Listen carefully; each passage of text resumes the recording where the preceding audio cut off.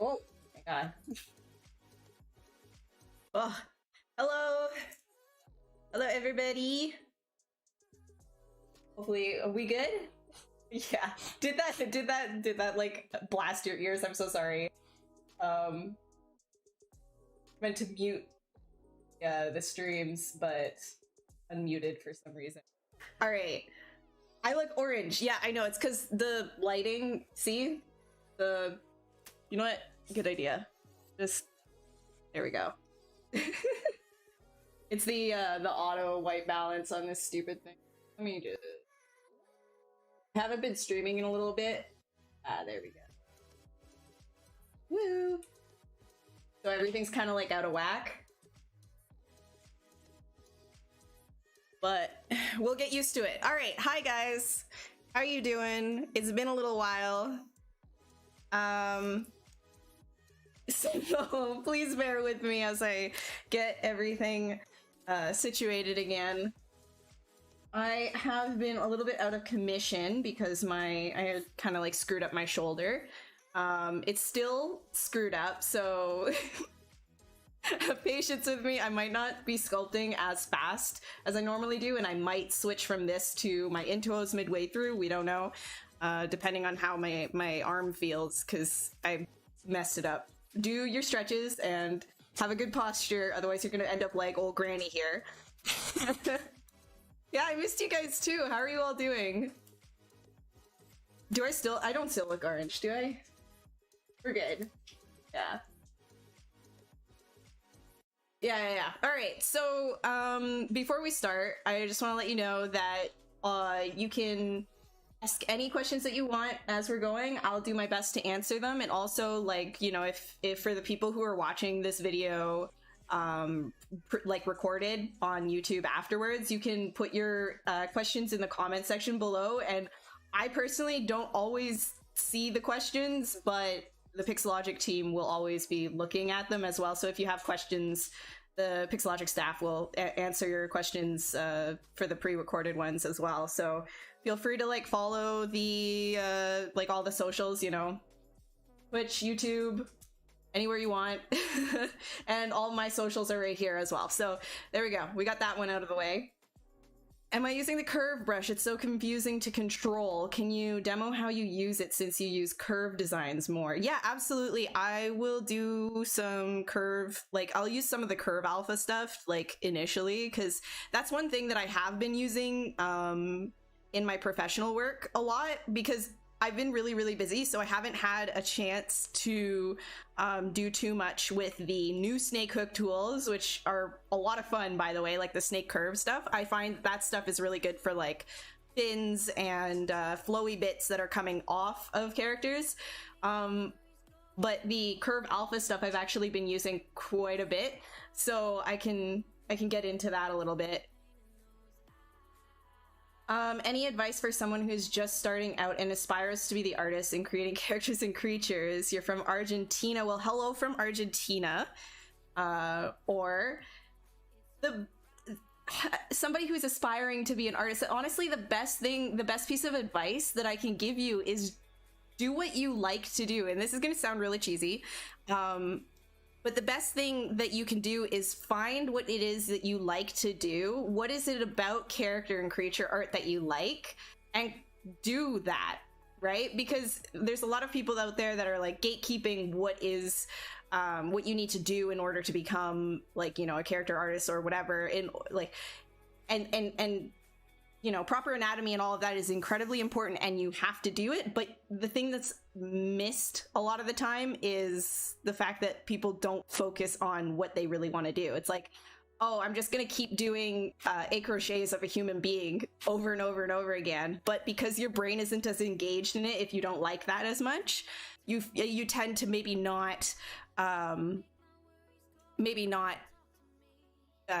you know, pick up as much as you should learning wise. So if you figure out that you really like felines, you know, feline anatomy or something like that, then do a bunch of that, right? Because you're gonna get really good at something and it'll give you that sort of motivation to keep doing other things.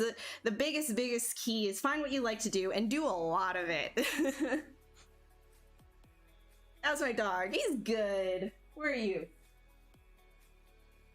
Okay, he's really judgy underneath the desk right now. All right, so before I get started, somebody asked about the curve tubes. I'll start like a thing, and like I said, I have a messed up arm, so bear with me. I'm gonna be a little bit slow, but because I have to be really like gentle about how I use things. This is my little like my elbow cushion. Isn't he cute? My little bread. I finally have a use for him. Put him like right here so that my shoulder is supported. Okay, curve alpha. So this is like a really, really fun thing that I've been using a lot. I don't think I can show you exactly what it is that I'm working on that uses a lot of it right now because it's a little bit like weird for stream. But essentially, like if you grab any alpha with the curve alpha selected, right? Like let's say we wanted this one, because this has like a whole bunch of little parts on it, right? And you see there's like a ton of little tiny individual parts. So if you were to use that and then drag off here, you can see that it's using the alpha to kind of create each individual strand. So this is actually like really fun for hair stuff, right? Because then you don't have to use fiber mesh. The only caveat to this, right, is if you're unaware of how to use the curves, and the curves do take a little bit of time to get used to. So curve alpha, automatically it's set up like kind of like hair would be set up. So the curves are set up in that way where if you draw something, you can see it has a starting point and then it has like a dip off, just like, you know, regular hair. So if you draw it like straight down right here, it'll still do that dip. So usually, like, you know, the regular curve tube brush, it doesn't really do that. It kind of just like goes straight off, which is totally fine. But if you don't want this kind of a thing, all of that stuff is inside of the curve menus.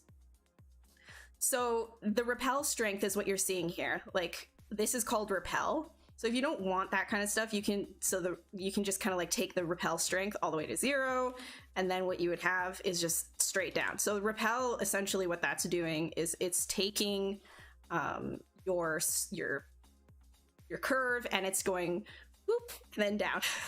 I'm really good at explaining things. And then obviously the fall off is like, you know, how intense that is going to be, that curve. Right? You can adjust this to get different strengths of the repelling effect. So all of that is good and everything, but if you don't want any of that, essentially, you know, or if you don't care about any of that, you draw out your curve, right? And so now you can start moving stuff around. And how it's set up initially, like the curve alphas, is the start of it is locked to its position. So you can move the entire thing around like this, but you'll only really be able to like move this end bit around and kind of position it that way. The red circle is going to be your actual brush size. So if you increase the size of your brush while it's, what's it called? Red. If you increase your brush size right here, then when you click on your curve again, it will increase the size or decrease the size depending on what your brush is. So be careful with that when you're like trying to move your curves around.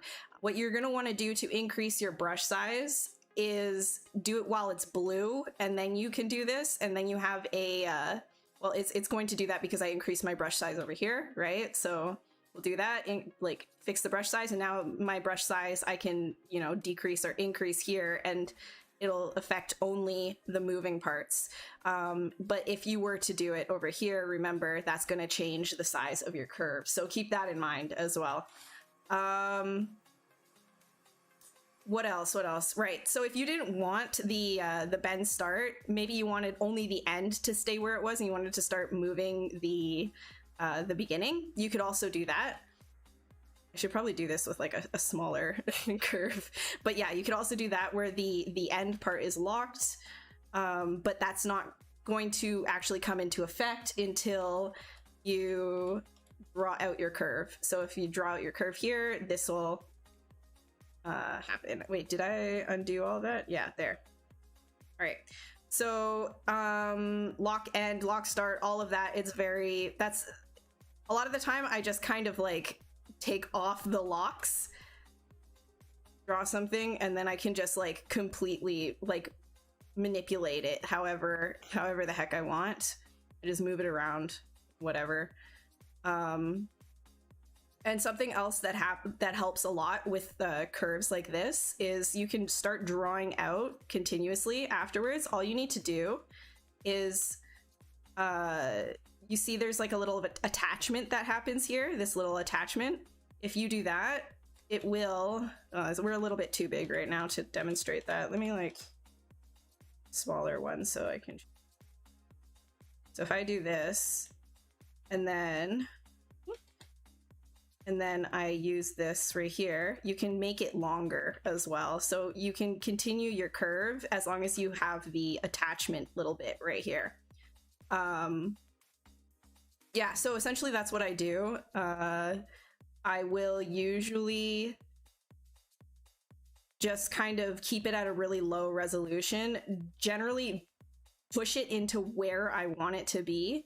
And I won't worry too much about if, like, you know, some parts of it are a little bit more crunchy than others. Like, you know, it's not like a perfect curve, because this is low res enough. You see how the segments are really low res. So because it's so low res, I don't really care if I get like the curve absolutely perfect right here. Like, let's say we do this, right? And then we could do a split off. After we get rid of our curve, we can do a split off. And then here, what I like to do with the curves, like if I'm working with these alpha curves, is in geometry, I go down to dynamic subdiv and I just put that on so I can see what's going on. And then I will actually take my snake hook tool and I will start to kind of put it into place just exactly how I want it. But it's like low res enough that it's not going to be that big of a deal. And I can start doing a little bit more exaggerated things. So this isn't going to be the way that you want to work if you want to maintain like perfect, like hard surface or something like that. In which case, if you're doing like hard surface type stuff, I would recommend doing frame mesh. I'm not going to demonstrate that right now, but like the frame to, what's it called? I don't know where it is right now, but it essentially it'll just like go along a polygroup. Like the curve will just follow a polygroup. So that's good for hard surface stuff. But for stuff like what I do, I usually just kind of take big snake hooks and I just drag with the dynamic on, and then I can get whatever it is that I want, right? So that's already like pretty flowy. So that's essentially how I usually work with it, because if you just have like the curve constantly, you're gonna have a little bit of like issues with like, you know, the crimple, like the crimple, whatever that is that's called, right? So that's why I don't even I don't go too far with the actual curves. I set the curves and then I forget the curves, you know? So hopefully that was helpful. I don't know. Okay, hello. Yeah, everybody's doing good. How are you? How are you, Reaper? All right. And remember, you can use like any alpha you want with this as well. There's like a whole bunch of alphas in the light box as well that you can use. Yeah, sorry, Doug. I'm like super bad at actually defining what it is that I'm talking about. Yo, what's up, Jack? I'm so used to calling you Jackal. I don't know. Do you want me to call you Lady Vanta? What's the short form now? I was so used to Jackal before. Hey, Roblums. Yeah, I'm more or less like in recovery zone, right? Like it's gonna probably take months and months for this shoulder to get better because I have to keep working. But I'm doing my best and I'm strengthening. I can almost do a normal push-up again. Almost. Not quite. Still hurts like I'm almost there.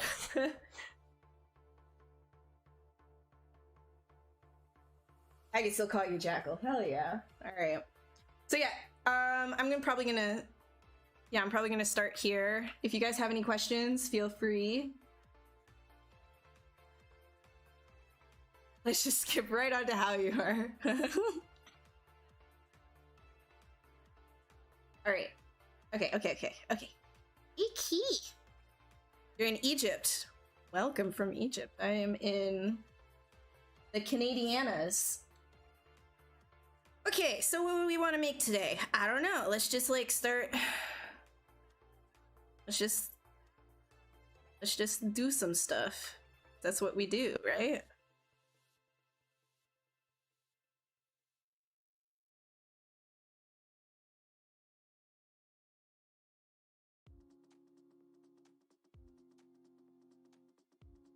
So usually when I start these sketches, by the way, if you guys are new to like how I do stuff, is I just kind of go for it. Like I literally just do not care if things are messy at all.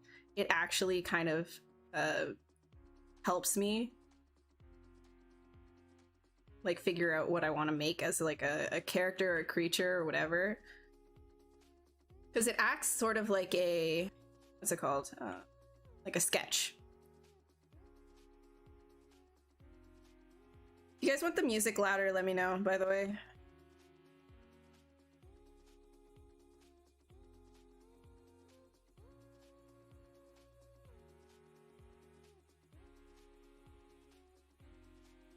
So in Canada, Stoghost, we have in the US as well, we have stupid daylight savings time. So every now and then you're gonna see the time change, and that's sort of I hate it. It's dumb. The whole world doesn't do it, and it should be abolished. Get rid of daylight savings time is my political stance.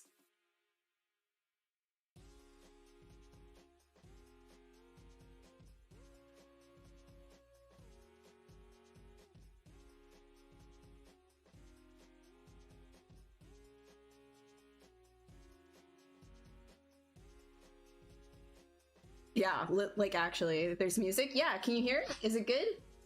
Do you want me to turn the music? Wait, hold on. Oh, so you didn't hear the music. There, now can you hear it? There we go.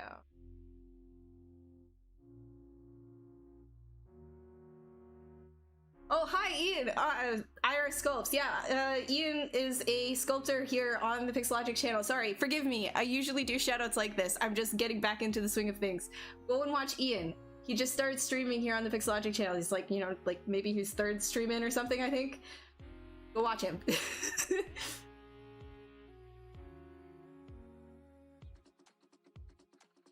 Hey, Matt. Hey, Sergio. Hey, Chomsky. Yeah, honestly, like it wasn't daylight savings time for like farmers and things like that. Things like that, as if farmers specifically, because like in order for the markets to work for farmers, they needed to keep changing the time according to the light, because that's how they would want to wake up and take care of their chickens and stuff. I don't know. Something to do with that.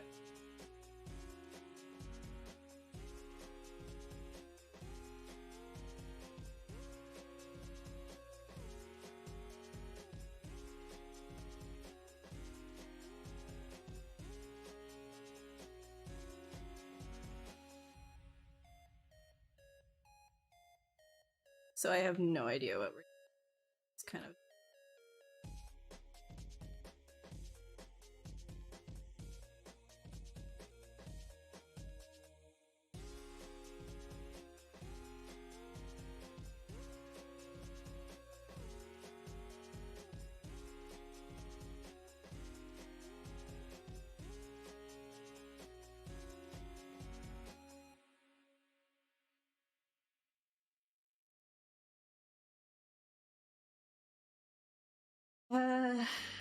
yeah, it's from the farmers. Okay, well, you know, I feel like the world can adapt. I feel like the farmers got the idea now. Like they don't like they've got alarm clocks and stuff. I don't know. I'm being really insistent. I don't know. Do farmers still need daylight savings time? I don't know. Monty make a special appearance. So every stream midway through.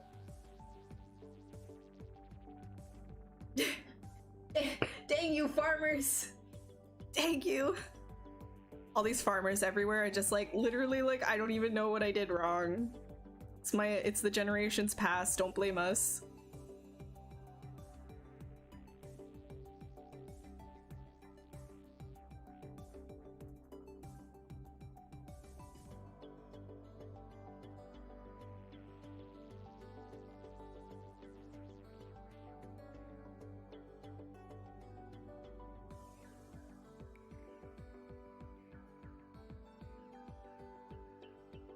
Let's see here. What do we want to do? Maybe I want to make like a big chunky. See, it sucks because like it's what's it called? Oh my god, I can speak. I swear I can speak. It is St. Patty's Day, but I failed to do adequate research on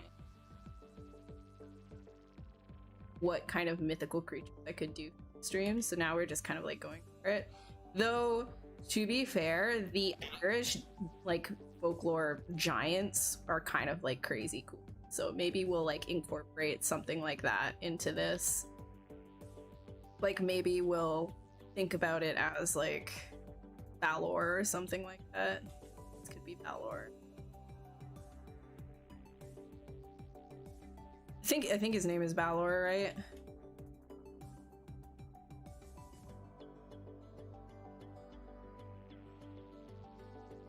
Horrific leprechaun. Did you know that the leprechauns, like, they were like the friendly version, and then even though they were mischievous, and then there's like a doppelganger version for leprechauns as well, like an actual thing, like that they have like evil twins. I didn't know that leprechauns had evil twins.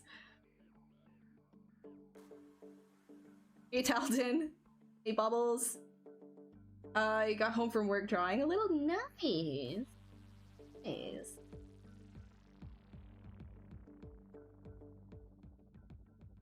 Let us bask in it. I don't know, the shapes right now, like I'll work on it. It'll get there. It'll get there. Want to do some rib cage action, right? Is like the bigger, chunkier ribs that you got, the better, you know.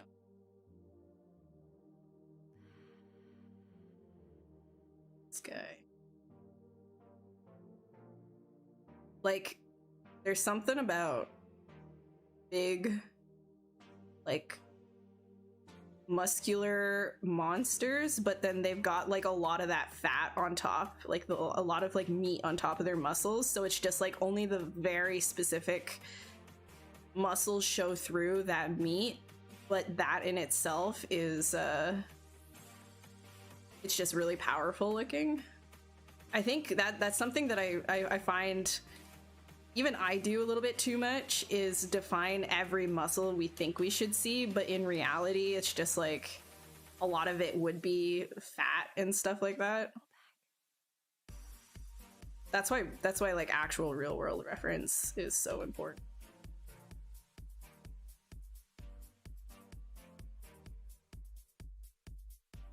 All right, let's do...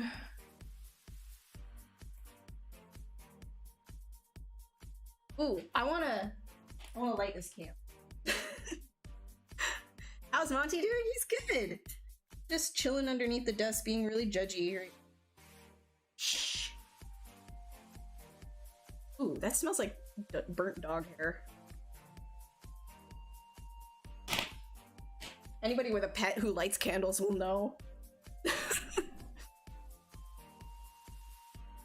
Make him fat muscular. Exactly, fat muscles. I love fat muscles. You know, my monitor is still burnt. My monitor is still melted at the bottom. Like legit from that other candle. I'm never gonna put it near my monitors ever I can.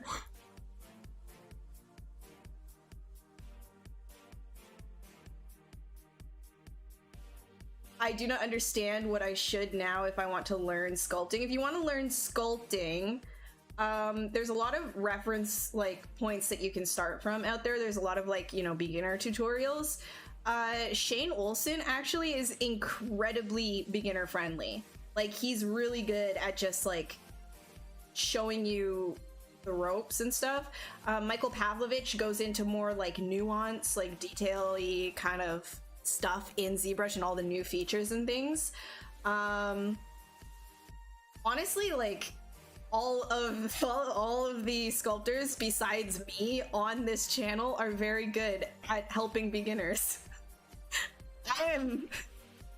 I just messy. So if I were you, I would look up ZBrush, hashtag Ask ZBrush on YouTube. That's a very good place to start stuff. And then ZBrush, oh man, what's it called? Ooh. Oh no, I forgot the actual resource. Z Classroom, there we go. Z Classroom, go to Z Classroom as well. Z Classroom is a great place to start learning how to sculpt. Absolutely fantastic. And the best way that I can say for you to get involved with sculpting is to literally just start. Like, open up ZBrush. There's a free version of it that you can get. Open that up and just get messy, you know?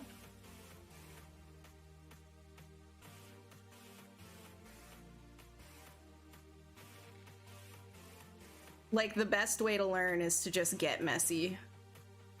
Get in there, start doing it.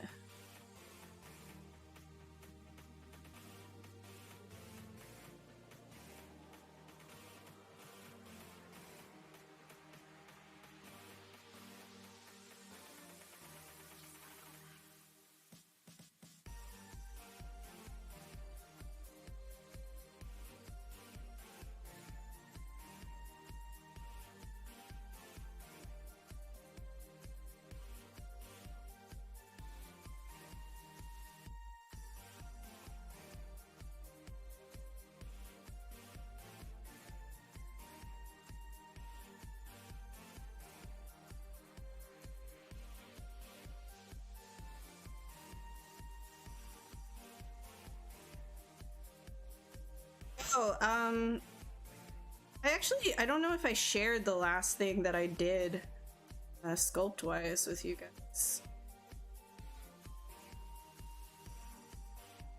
Let me know if you want to see where Krampus ended off. Because I remember, like, I that was like one of the last things that I did here on this channel, so let me know if you want to see that.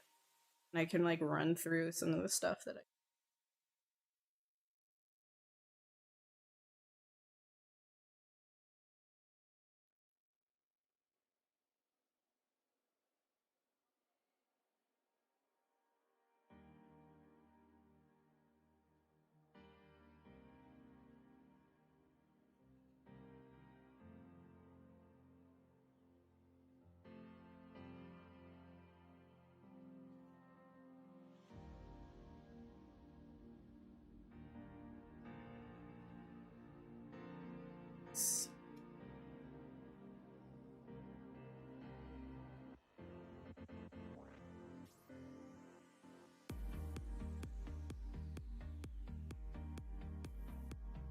actually, yeah, I think I'm gonna like think about how this is the giant.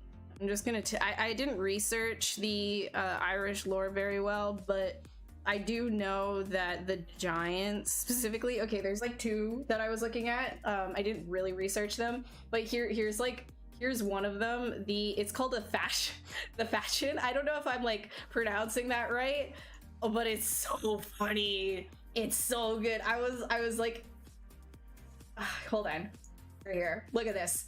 What the heck is this thing? It has an arm coming out of its chest. Now this is like Irish, but also like crosses over to Scottish folklore. They kind of like appear in both. It has like an arm coming out of the middle of its chest, and it has like a leg sticking straight down. It's got a cyclops and like cyclops eye and like two giant like ears. It's the dumbest looking thing. And apparently it's agile as heck, but it's a giant. So you can imagine like this thing hopping around on one leg at like the speed of sound on the mountains. Like that just sounds like one of like, I don't know, man. Whatever. That was an option. I was like, oh, cool. All right. And then the other one that I was like, okay, you know what? It's probably cooler would be Balor, which doesn't really like have anything, but it has like in figures to other mythologies such as the Welsh Yasmin and I can't say that, and Greek Cyclops. So it's like, okay, that's all I know about it. Let's go, Balor. Let's do Balor. Honestly, like terrifying though, like actually horrifying. I don't understand that anybody who does sculpt it, like Ian, if you sculpt that, please, I want to see it. Show me. That probably would be amazing.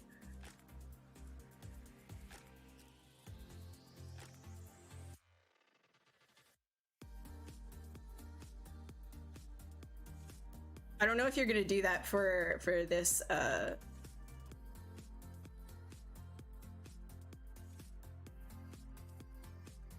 this month, because I like we so Pixologic has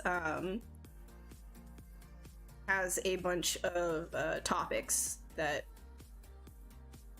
are given to us, like, oh, if you want to kind of like start on something, you can start on like, you know, a topic like this month was Celtic folklore, like Irish folklore, etc. Just to broaden the term, so it's not all just like just everybody doing leprechauns.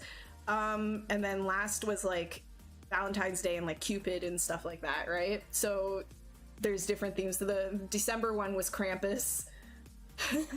So I did a Krampus that time, but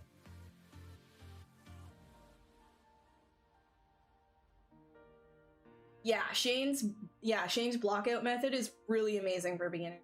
100%. Think that you guys should check that out if you're looking for a good place to start. And it doesn't even matter if you're doing that as like, because he's a stylized sculptor, but his blockout method, that same ideology, is good to bring into a lot of different avenues of art. Like it doesn't have to be just like hyper stylized. It could be a dragon, who knows? We don't know. You do want to see Krampus. Okay, I will show you Krampus in a second. Do I use Z-spheres or mannequins? It depends. Some like I use all kinds of things. Sometimes I use base meshes, sometimes I use you know, stuff that comes default in ZBrush just for a start off point. But anytime that I'm learning anatomy, anytime that I'm studying anatomy, also my beautiful giant collection of books of anatomy over here. My mic is cutting off. Oh, goodness, that's probably RTX. Let me...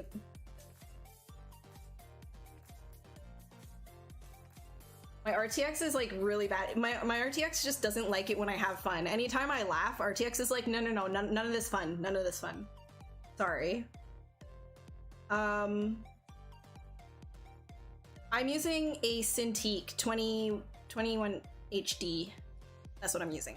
Yes. Oh, right. Krampus. I was gonna do Krampus. Hey, mister. How you doing?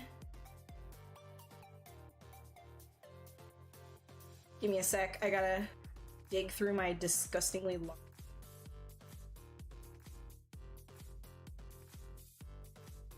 files. Oh, we're still on screen one. Perfect. Okay. Let me get you guys turntable.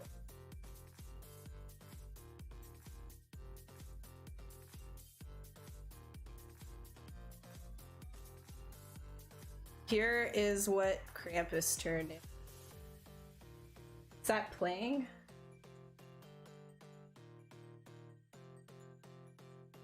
So that's what I ended up finishing with.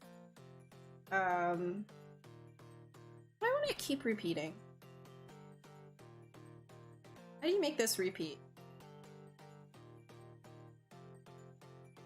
Oh. Yeah, so that's a marsupial sac, by the way. Don't get it confused. We're fine.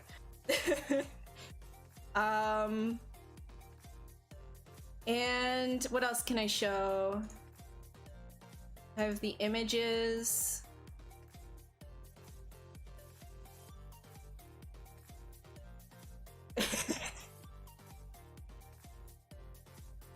Yeah, so he was really fun to do.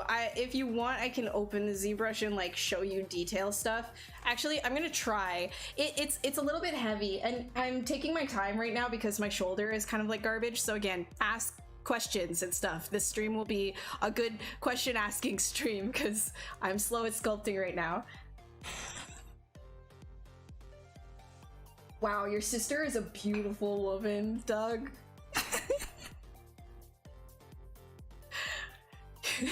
Yeah, it's marsupial. It's marsupial. I don't know what's wrong with you. The glowy eye render. Dude, just up your bloom. Emissives and bloom. All right, let me load. I'm gonna...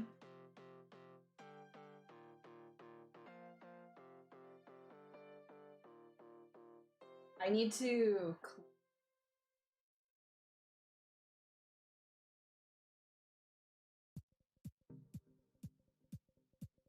What is this stuff? I don't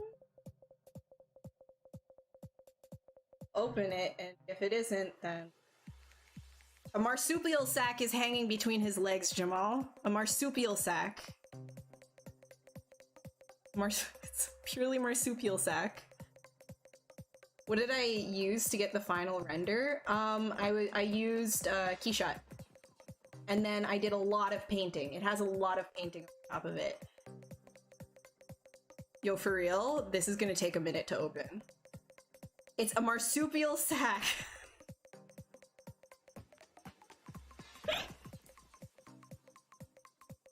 Yeah, it is. It's a sack. He puts the children in it and takes them away. That's the story of Krampus. You know? That's what it is. Oh dear, this one has all of the trees in it too that I did.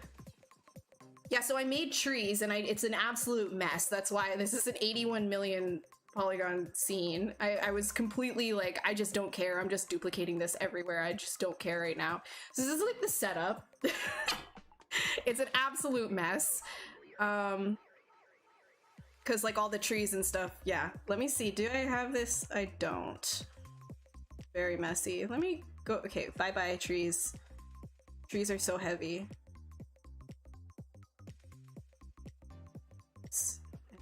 This as well. Bye. Whatever is over here. Bye-bye. Go away. Alright. So, this guy. This is where he ended up. He has a lot of fiber mesh and stuff, so I did like grooming and what have you with him. We'll turn all of that off so it's easier to see. So I didn't do any, I think I'm gonna go back and do some like close-up renders of his face in Keyshot later. I kind of like, you know, rushed the actual submission of it, but this was like a lot of fun. Yeah, no, I modeled the trees. I actually modeled the trees with a fiber mesh. There's a cool little tree trick that you can do. I'm not gonna do it right now because it's so laggy right now, but like, yeah, this file is 81 million large. It's not a fun time. But the detailing and everything of this guy was a lot of fun. Even like, you know, the hands and stuff. Like, I feel like I should go in and actually do like detailed shots of him because I did spend a good amount of time on this sculpt. And yeah, he's holding like a branch down here. Oh my goodness. With all the hollies. So it's just like, it's very, you know, very monster-esque in Christmas time fashion. Here's a butt, monster butt, chains, and a quick view inside his hairy sack. His hairy marsupial sack where he takes children away. There you go.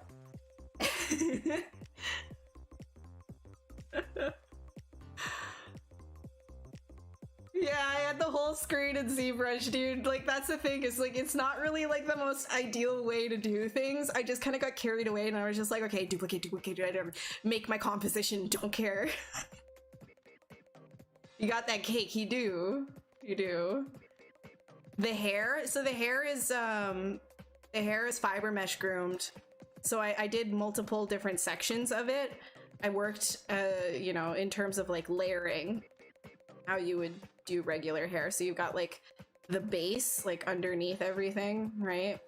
And it's not exactly the best, but I would go in and start moving like the individual flyaways so it didn't look so like generated. And then the same thing, like, you know, here is it's actually shared. A lot of this is shared with geometry. So you'll see that some of it is fiber mesh and then some of it underneath is geometry. Like this is like the geo hair mixed in with the fiber mesh, but that's like my, like, you know, a stylistic thing that I do. I just kind of like pulled out some fibers on top of like, you know, the beard and stuff, because I was thinking about, I was not about to sit here grooming a curly beard. It wasn't gonna happen.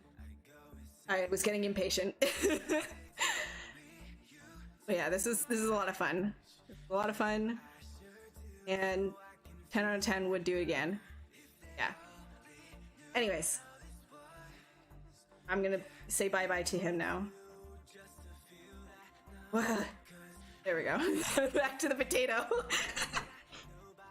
Do I have a video of the model's process? So I do have 2 sculpting videos of Krampus when I first started him on this channel, on the Pixologic channel, but I don't have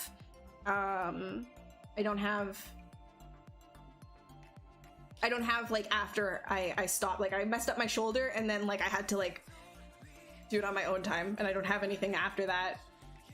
Yeah, it's Krampus, exactly. Kind of like my retop work. What? Wait, what are you? Oh, when they send you exports from AutoCAD, it's like what? Like it's all like decimated, like it's all like triangulated and stuff, tessellated. Yeah. I've kind of got a chunky computer. I can show you. So I did a little.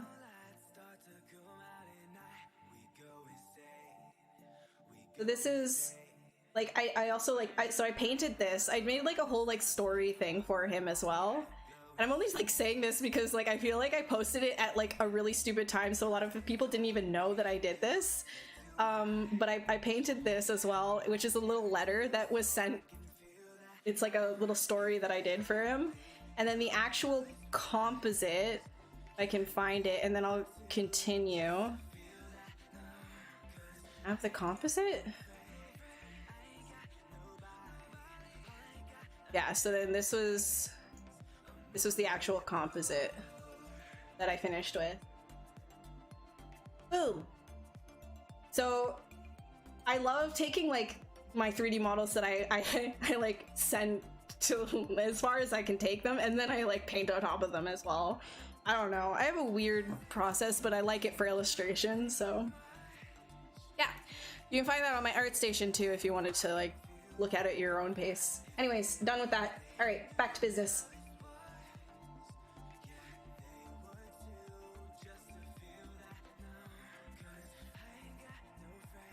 Yeah. Hey, Stoic. Yeah, I haven't been streaming either, so you're good. So the letter I did 100% in Photoshop. It was a painting. But the Krampus stuff, I started here. I can show you the base render. Oh my god, I was literally like, oh yeah, I'll start sculpting again. Show you the base render. So this is the beauty that I had set up, right? So that's like the base render, lighting and stuff, and the materials, like the basic materials that I made in Keyshot. And then I had a whole bunch of other material passes that I would use to kind of like layer over top and like help bring out different details and help paint like veins and whatever I wanted on top of it. So like, you know, something like this would be helpful for boosting shadows. This would be, you know, helping colorize. This is just for fun for whatever reason. You know, I do like a whole bunch of different like material renders, and then I just kind of like layer them on top of themselves, and I start painting. Actually, you know what? Yeah, I'm sorry. I'm a freak, okay? Like, I don't know. Linear doesn't exist with me. I'm sorry.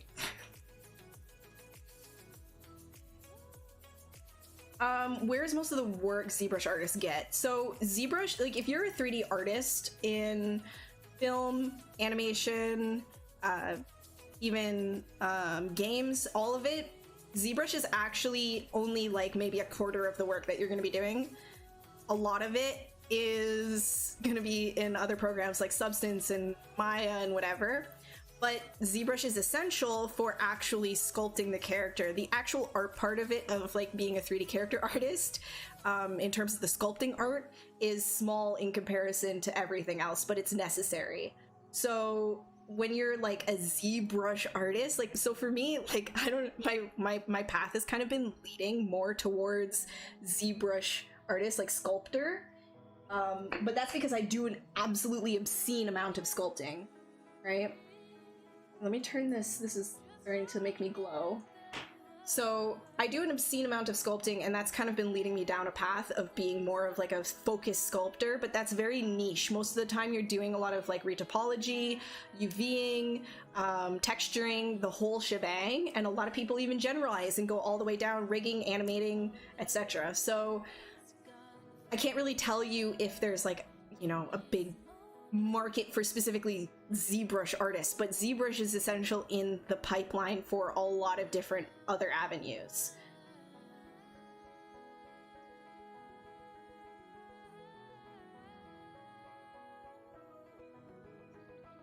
So I have a pretty chunky computer. I want the new graphics cards, obviously, like who doesn't? But the PC that I have right now, I'm running a Ryzen 9 CPU, and I've got 64 gigs of RAM as well as a 2070 GPU. Sorry. Pascal Blanchet, yeah, Pascal's awesome. Yeah, the way that he does things is pretty cool, and that's sort of like the same thing that I do. He kind of like, he like takes kit bashing to like a new level. He's got like he has like a whole library of stuff. I was on ArtStation, like the master classes or whatever, and he had done one, and I was following along what his workflow was, and he does a lot of like, he's got like a whole, like a massive library of kit bash stuff, just so that like he can make his illustrations based on stuff that he's already kind of like created. It's really cool. Speeds up his like illustration workflow a lot.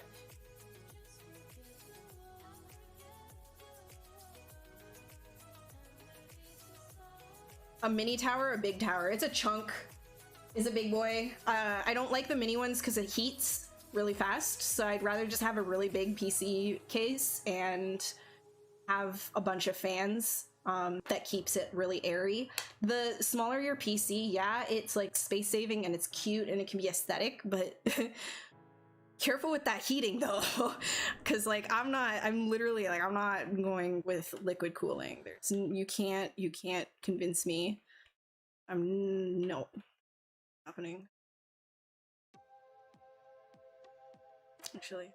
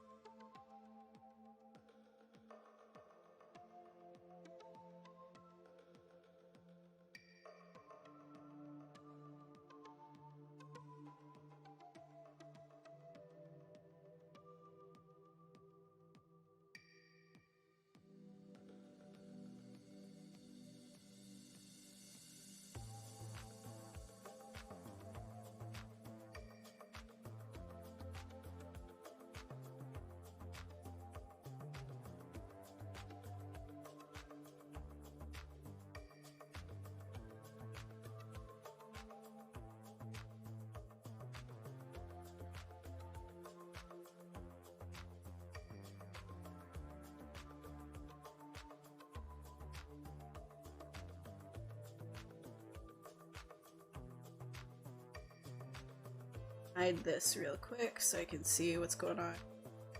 This guy. This needs more chunk. It's the rib cage right here.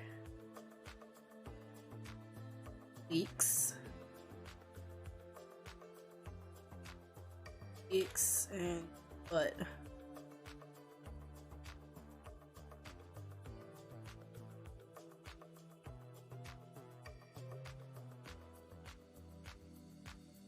Don't drop the belly. No, you don't like that? You don't like marsupial sacks? You got something against that, huh? You don't you don't like that? Am I still on screen one? No, I'm not. What is the job of a 3D artist in a video game production? A 3D artist in a video game production has, well, like, are you an environment artist or a character artist or a prop artist? A lot of different studios, depending on their size, will break these tasks up into different professions, right? Sometimes you'll be a general 3D artist, so you'll do character, prop, and environment and vehicle.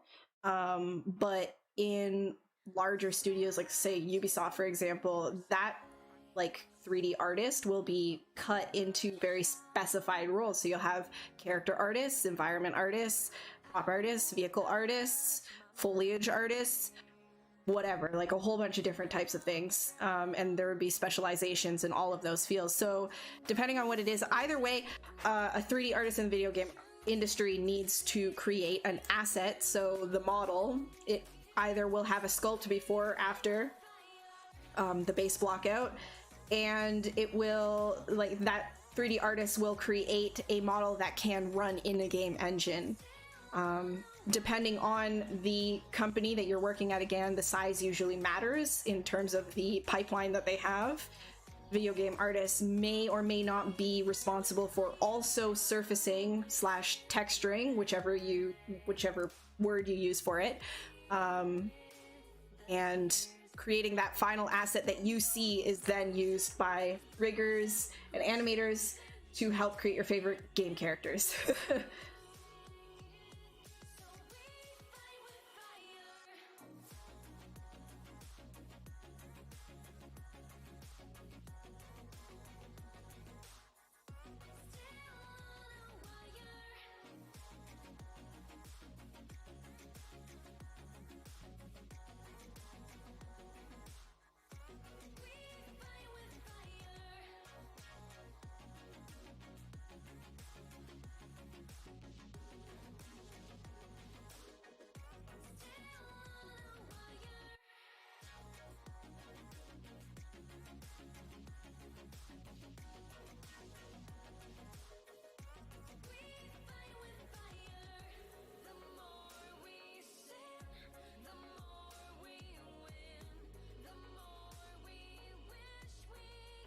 Sorry, I'm just like playing with shapes here. I think it's a lot bigger, like big traps. And this needs to come out.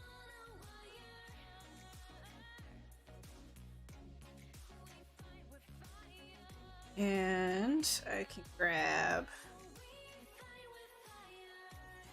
this.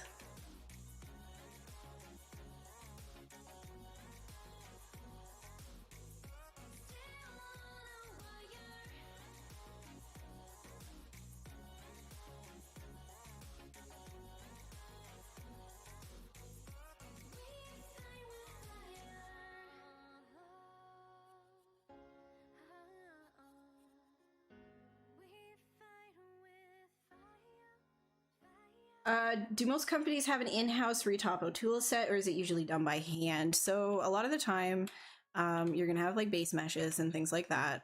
And again, it really just depends on the assets that you're working with. Some are so incredibly unique, you have to start like by hand.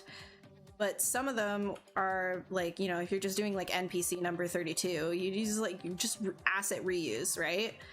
And you don't have to like redo things by hand. there's not really like, you know, a set, like here's like a tool set and it'll do all your retopo for you. You still, you have to, you know, you're gonna always have to do some stuff by hand, just the way that it is.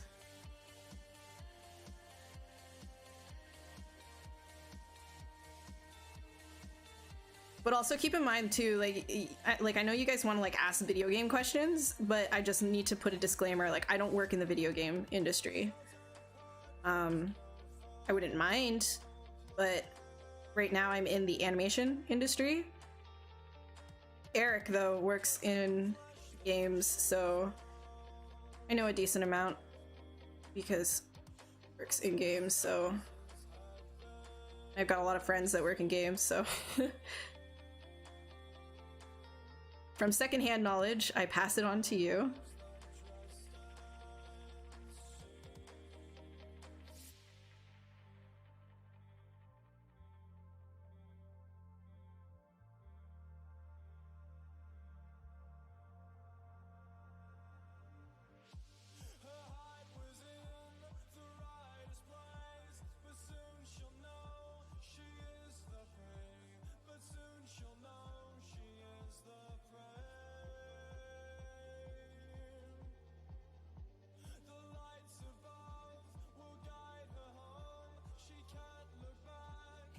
Let's do...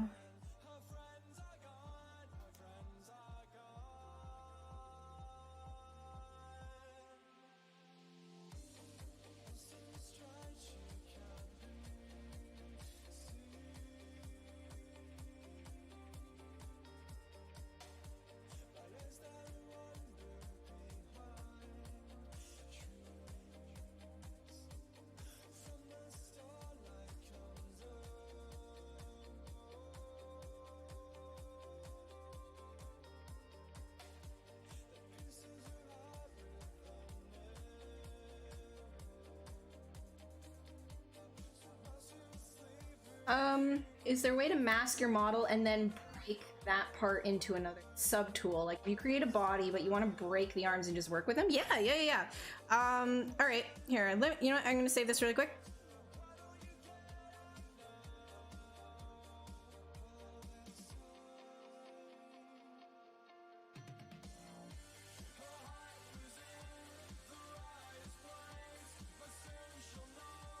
This. There we go. Okay, so let's say you had a wonderful cylinder here, and you're like, I'm going to take this part right here, and now all of a sudden, it's going to be this beautiful tumor, and you wanted Sir Tumor right here to be its own thing. Well, when you mask it, like you said, right? What will happen is if you go down to split in your subtool palette and you go mask split points, you're going to get your own subtool here with that, and it will be separate from this one. So after doing that, you're either going to want to Dynamesh those pieces so that you can close the hole, or you can do this magical thing in Geometry tab, come down to Modify Topology, and there is a button right here called Close Holes. And I usually do that so that I don't have to go and I don't have to Dynamesh. So that's usually what I do. And then readjust however you want so your tumor can fit right back into that beautifully. Gorgeous.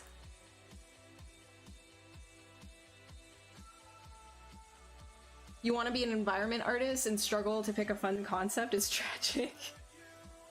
Yeah, like I have no idea where you would start. I guess yeah, like you could, I would do something kind of like epic, you know, like there's like a bunch of map painters and concept artists that do these like really like big scale stuff. For me personally, if I wanted to get into like environment stuff, I'd do sort of like an alien world based on something that people have been concepting. Like, there's tons of that on ArtStation, so much of it. Is there a way to mask your model and then... Oh yeah, I got that one. Does Eric stream? No, he doesn't. Animation video games when it comes to 3D. Yeah, it's bridging. Like, it's getting closer and closer. Animation, you gotta be a lot more, like, anal about your topology. Video games, you can kind of, like, get away with a lot of stuff. Like, the riggers just kind of... with a lot of it, like, you don't have to worry about smooth groups and things of that nature. In animation, you gotta make sure everything's, like, perfect. Yeah. All right, no worries, Ian. No worries. Thanks for stopping by. Okay, I'm gonna delete that tumor. Back to whatever this is. Hey Gabe, how are you doing? Yeah, it has been a while. Lemon, how are you doing? Wish more cartoon animation studios would use more ZBrush in their pipelines. I find that kind of interesting as well. Like, all of the work that I've been getting has been, like, you know, studios that are picking up ZBrush and realizing the importance of having ZBrush in their pipelines because it just speeds it up a lot. Like, doing everything the old school way, like, is kind of... it's, like, outdated to do that. Like, you could just make these things really quick sculpture-wise, but I guess some people just would prefer to keep to sub-D modeling, you know? So how do you select so fast the separate tools? Pressing Alt. So you can hold Alt and jump between anything that you're, like, clicking on. Boom, boom. Decimation Master. You just decimate everything and put it in the game. Unreal 5 is coming out, am I right? No, sorry, yeah. No, yeah. Whatever. 30-year-old guy starts a career in 3D. It's never, honestly, it's never too late. If you're gonna put in your time and effort into learning it, then go for it. There is something to be said, though, about ageism in the 3D field. Like, specifically the video game field. I think there's like there's a pretty big issue with that kind of a thing, and, like, you know, burnout as well. Like, the average age of a lot of, like, people getting into the industry is young, and then they only stay for a little bit because it's like they get burned out. So keep that in mind as well. I would say, like, if you're getting into 3D, first and foremost, do this stuff for you. Don't do it, like, for the money. And if you just, like, focus on the things that you like to do, you will find what avenue and path your art will.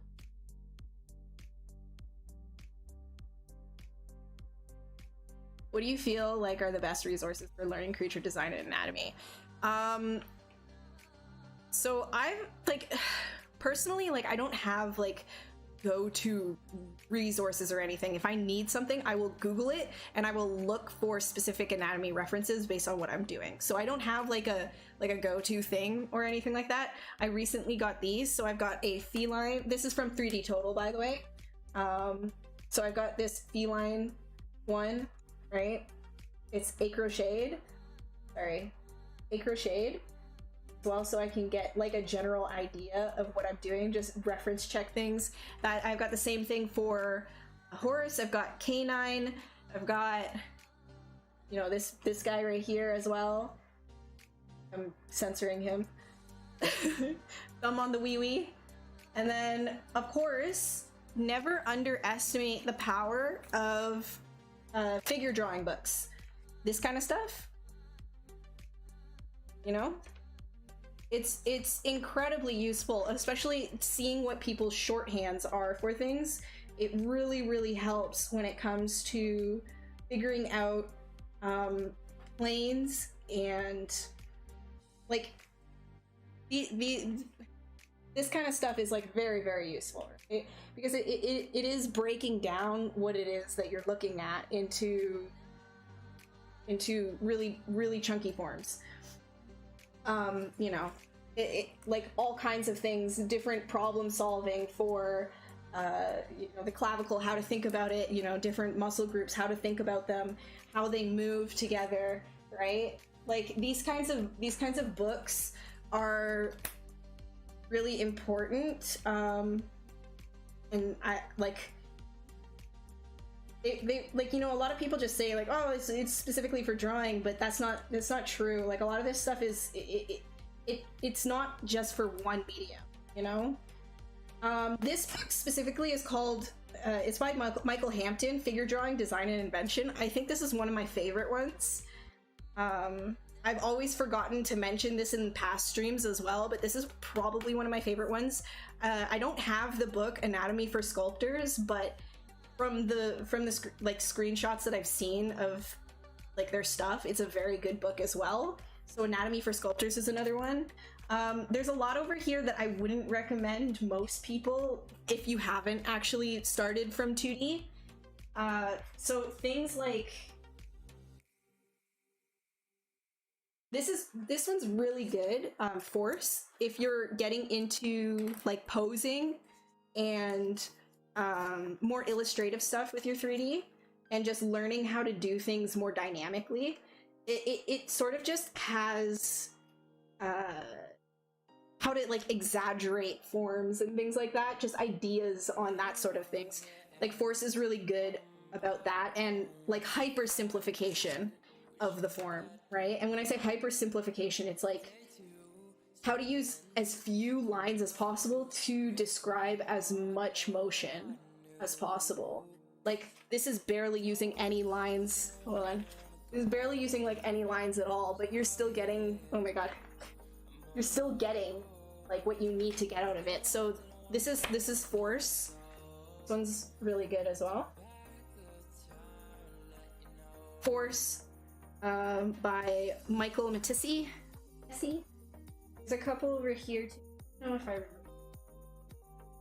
So if you have a background of figure drawing and like anatomy and things like that, a book like this could be nice, but it's very like a lot of anatomy books, like especially old school ones, are rough for artists, I find, because a lot of the drawings are very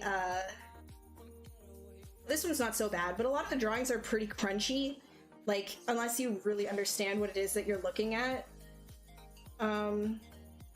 This one's actually not that bad though. The Atlas of Anatomy, you start getting like crochets of like feet and things like that. What is Classic Human Anatomy? Let me see. This one is something.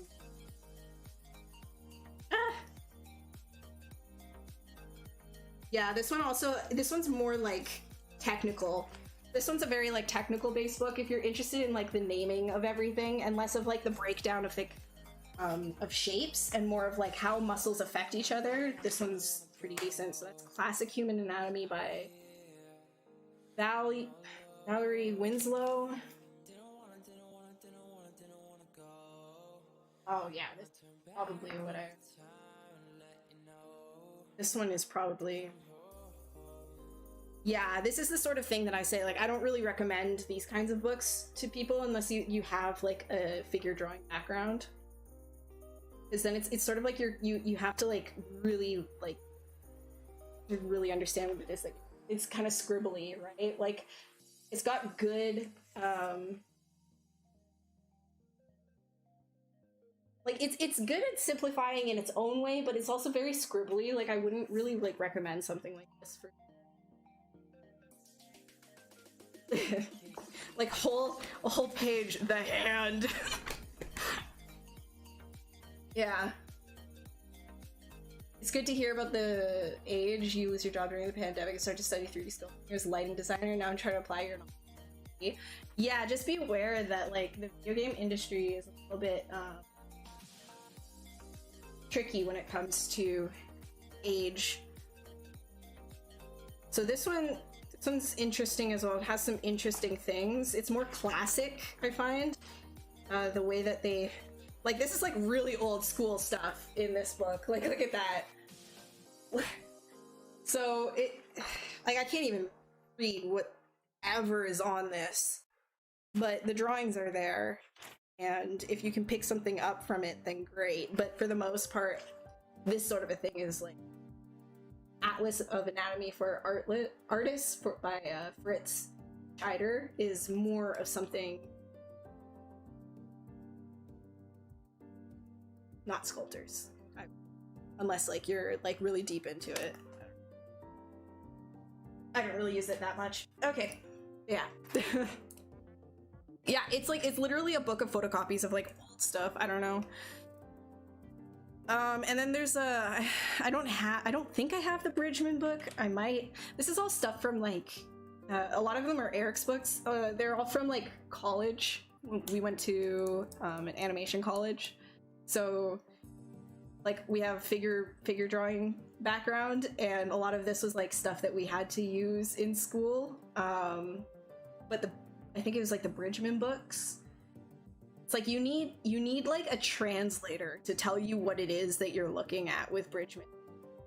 So like that's another one like I don't.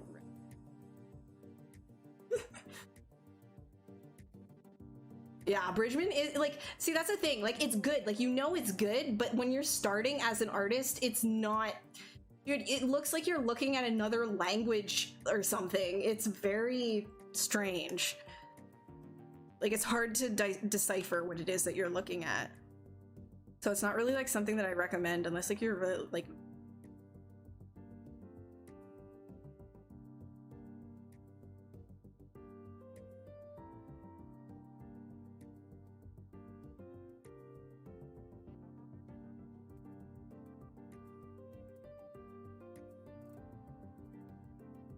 Yeah, Anatomy for Sculptors is great. Like, from what I've seen, I don't have the book, but they have a art station. Some very, very good breakdowns stuff. What do we want to do with this?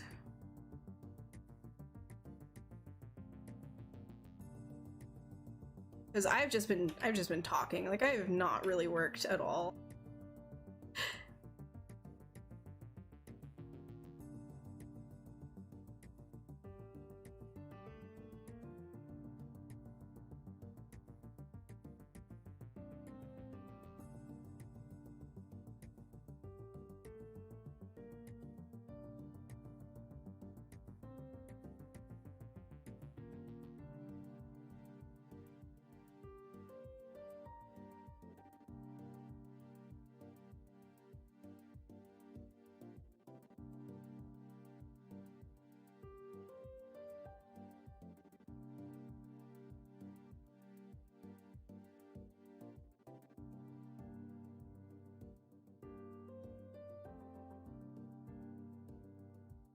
Just looking for shapes right now. That's usually what I do with stuff like this, is I'm just kind of like, I throw something down and I just look to see if I can find an interesting silhouette, and then I kind of go from.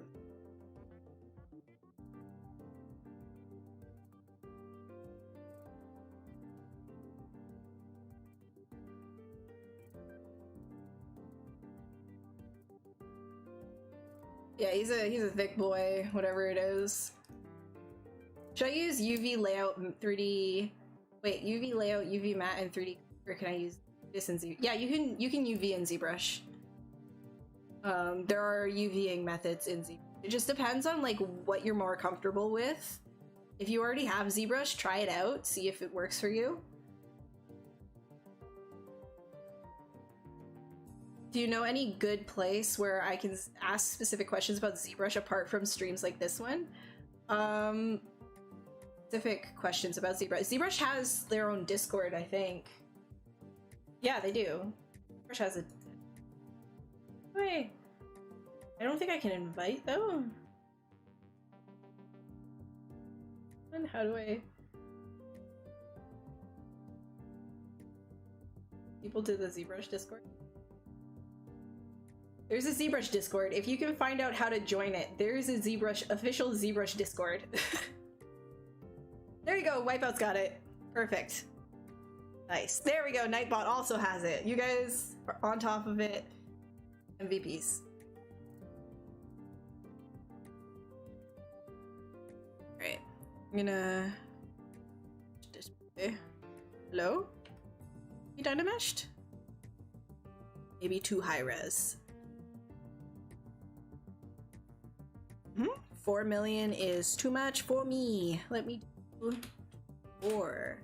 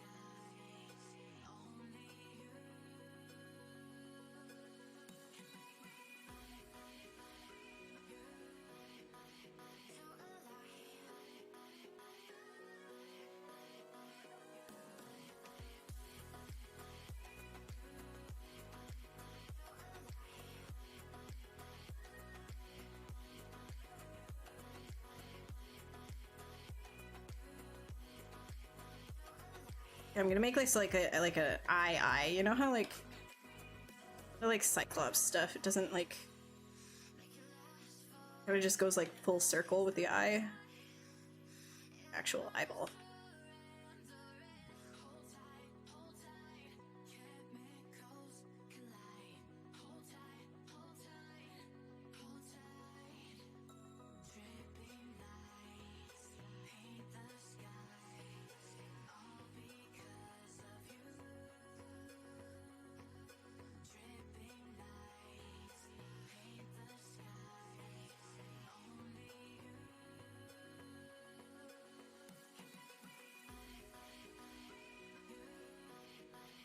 Is this like... It is YouTube safe. For real?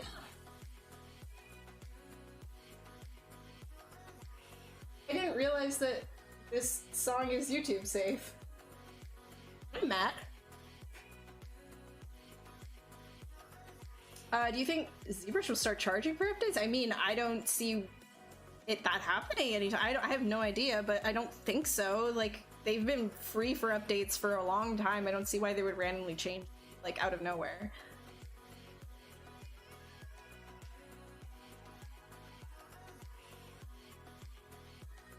Is for Saint Pixologic asking ZBrush to... Yes, exactly, Beck. Exactly. The candle does help. The candle is, the anatomy...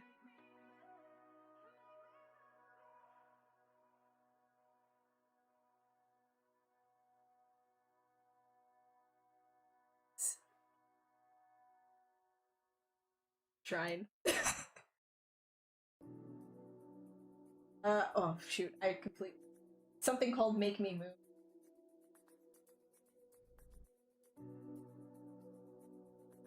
Yeah, you can edit the ZBrush, the ZBrush UI inside of preferences, and then start doing like eye colors and change it all, and then in config you store it.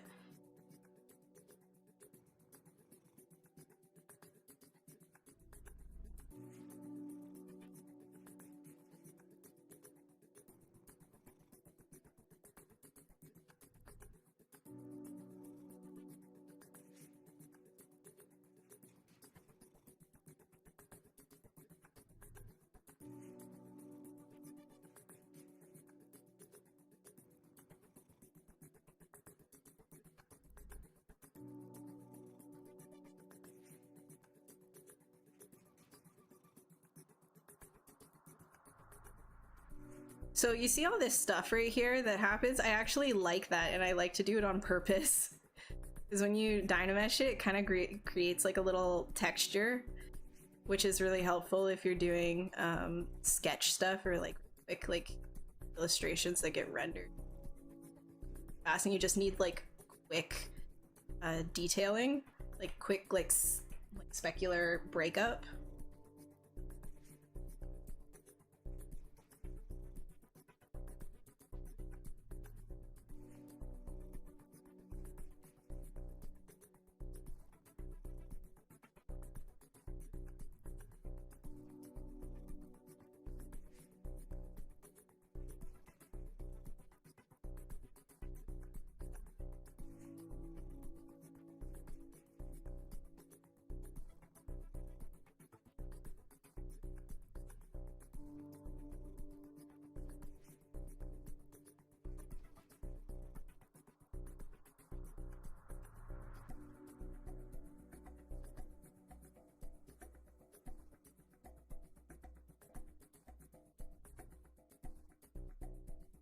Do I like Pokemon? Yeah, I love Pokemon.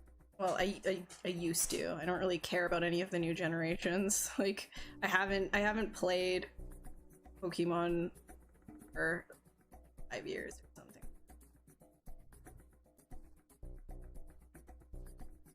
So I guess it's not really like fair of me to say, yeah, I love Pokemon, because I don't know any of like the newer Pokemon. The newest Pokemon that it's Woobat. I love Woobat.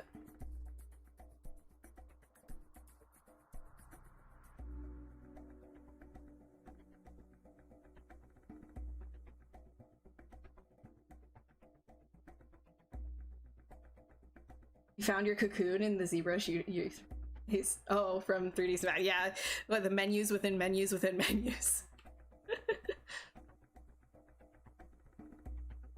I remember like the first time I ever opened up 3ds Max and I was just like, bro, what's going on? I think I must have been in high school.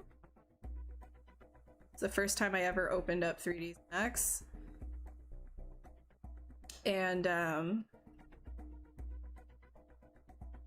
I just remember taking screenshots of like menus inside of menus and just sending it to my friends, being like, yo, look how complicated it is though. Look at how cool I am. I'm using this program with like menus inside of menus. And I didn't even know what any of it was. It was probably like something to do with like deformations. I was just like opening menus. There's like a bunch of things that I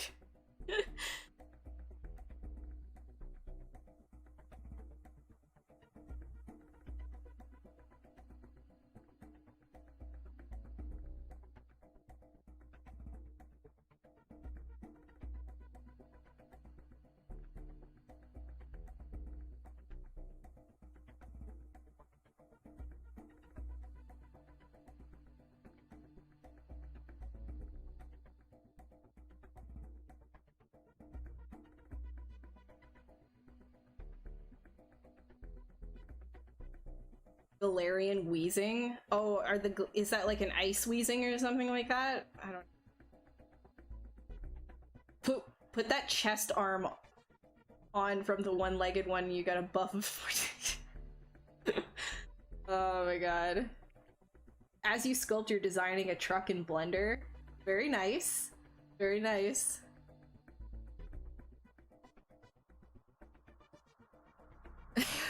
Yes, we have a ritual going back there, right above Monty.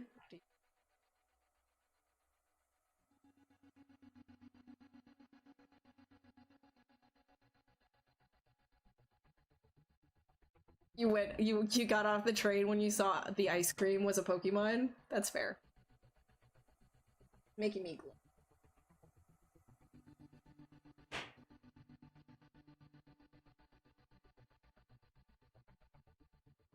Slash 2, so it just depends on like how you use it, right? Like Slash 2 I use as my sketch brush. Like, I love sketching with it. Some people use Damien Standard. I like to use something even messier and more disgusting, which is /2. Something that will destroy your geometry even further, which is /2. So...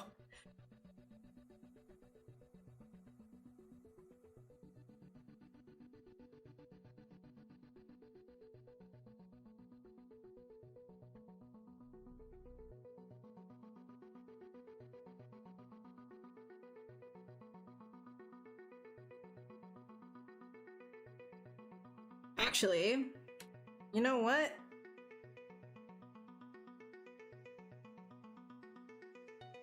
Snake curve. Snake curve 2. See, it likes to challenge me. Say, no, no, no, no, no. You want to use this brush with Sculptress Pro, and I'm over here like, why though?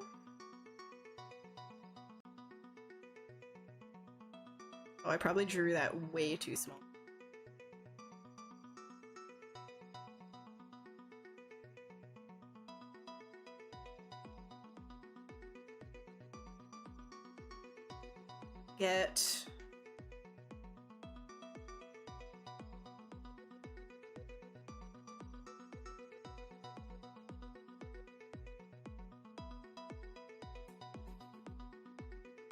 I was doing stuff earlier with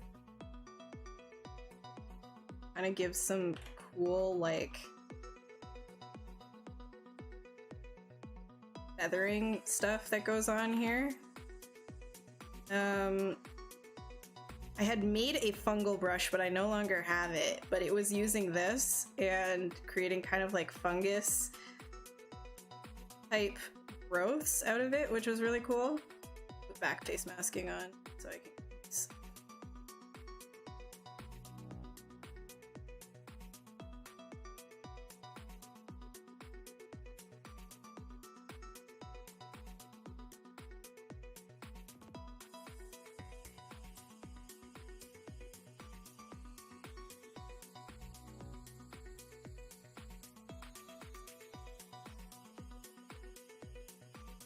Like, I really want to play with these brushes more, though, so that I can get some other cool kind of effects.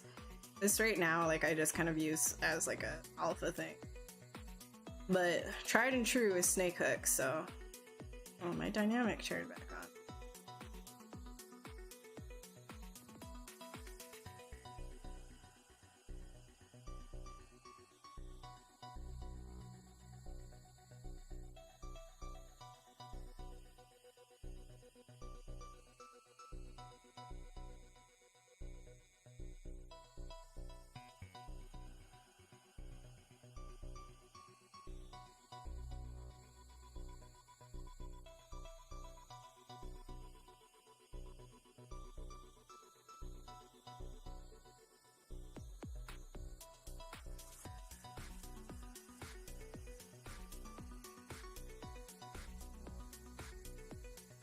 Not sculpt for production. Well, see, that's the thing, right? This is great. Like, I do this for production type stuff as well, but it's more for like the concept stage of production.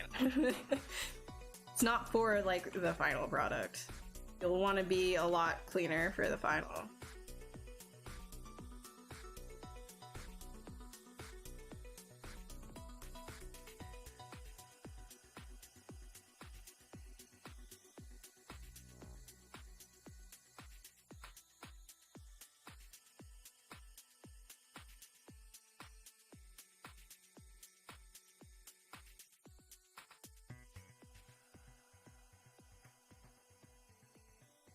Okay.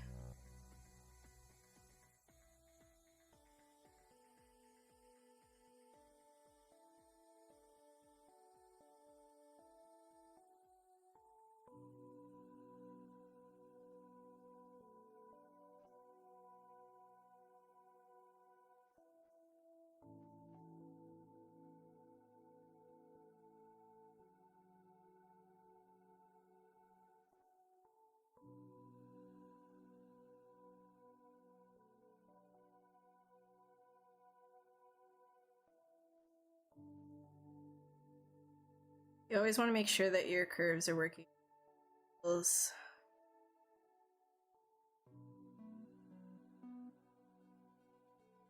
Flowy in all angles. Flowy flows.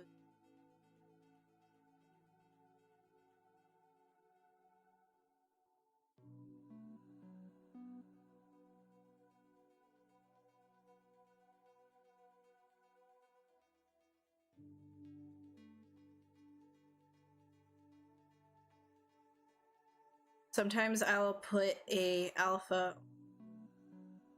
snake hook brush so I can get a little more of that action.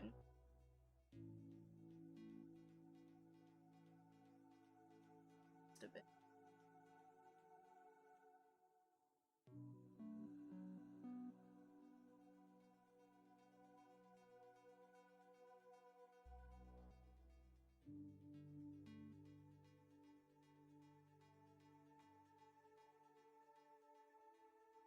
This is sort of what I mean by just taking advantage of the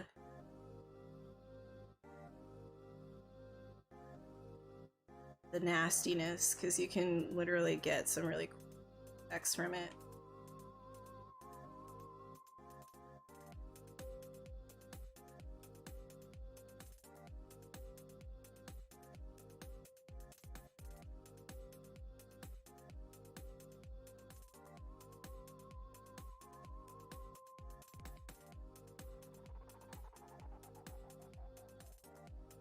I'm gonna delete this thing out.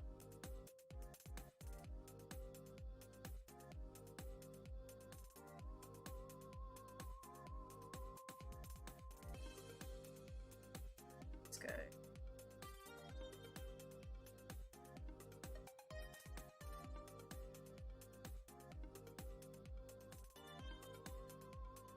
Bring the clavicle out.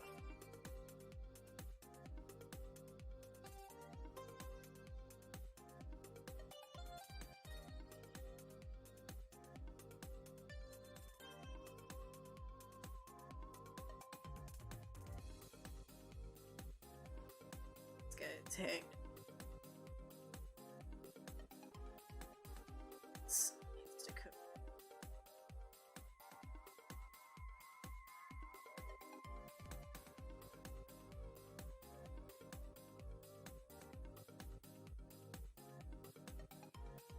Got the delta here.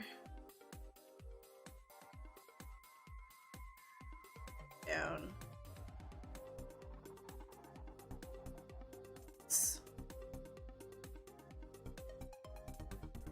Subdivide it for now so I can continue to kind of get those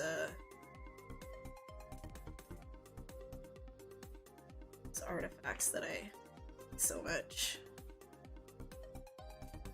Dynamesh it after.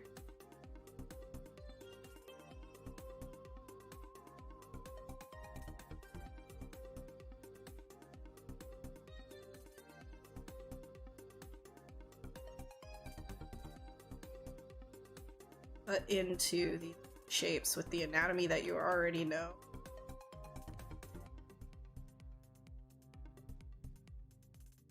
I gotta talk to Chad now. I gotta like deal with my arm.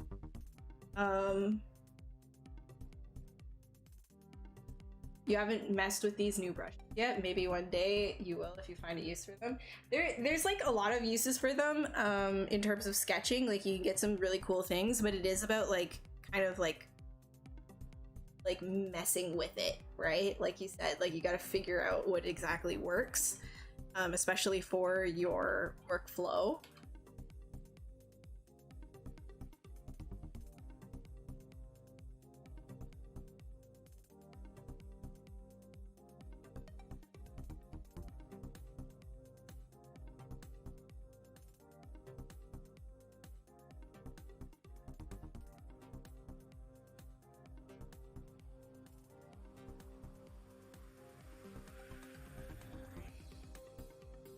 Is it Corgi Night on ZBrush?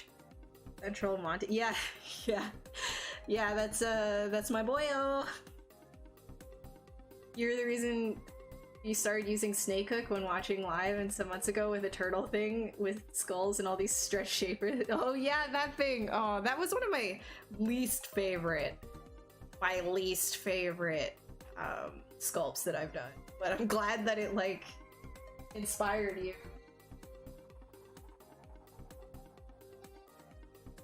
You were taught big, medium, small constantly, so now you keep talking 1, 2, 3 to yourself. How do you make designs that look interesting while not to confront such rules? Yeah, I think it's kind of like strange, right? Because the way that I'm gonna answer this is more of like what my experience learning design has been. It hasn't really been going to a textbook and hearing like, this is what you should do, so do it this way. It's been more of like, I just really liked to draw a lot when I was younger, and because I drew so much and I was just drawing what I liked to draw, what I liked to see was translating down onto the page after a while. So what you're seeing with me doing this, and I'm not actively thinking about it, I'm just thinking about what looks good to my eye. So you train your eye over a period of time, and maybe at the start, from what you're saying, is you're thinking about the rules a lot.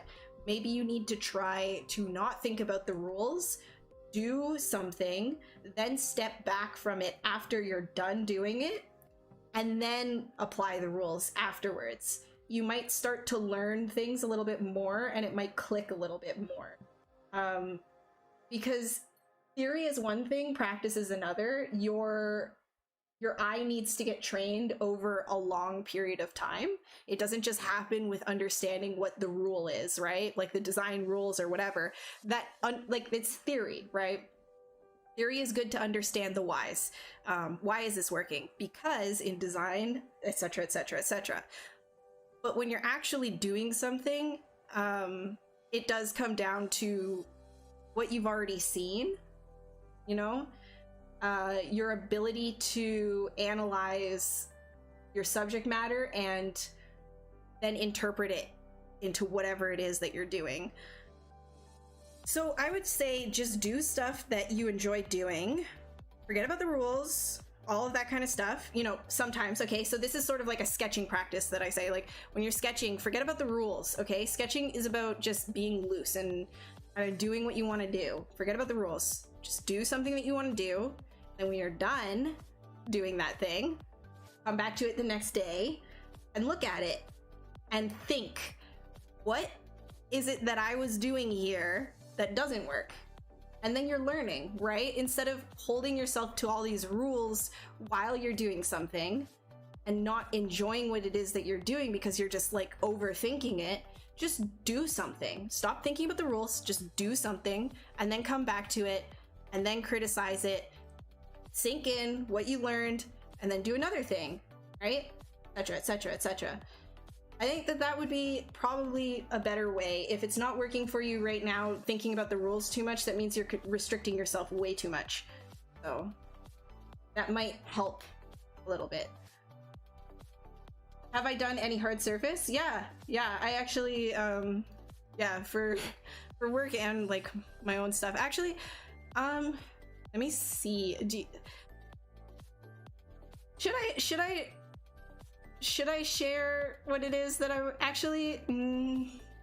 It's a little bit like, it's a little weird. I don't know if I should share it on the Pixo channel, what I'm working on right now. Like I can only put like an hour into it every single few nights, but it's starting to be like, it's kind of hard surfacey. Should I share it? Jackal, if you're here, you know what I'm talking about. Should I share it?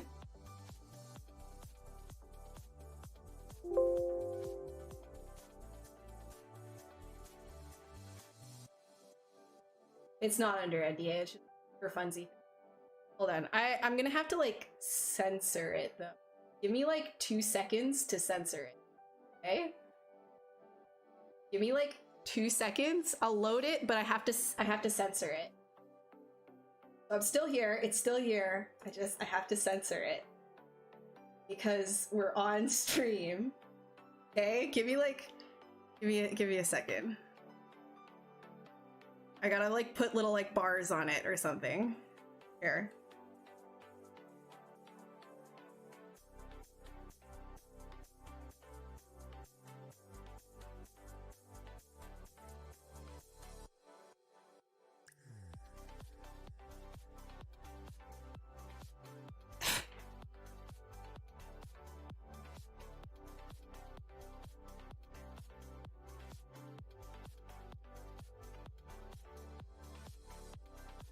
How do I censor this? Wait, here. There we go. Line there. And another one over here.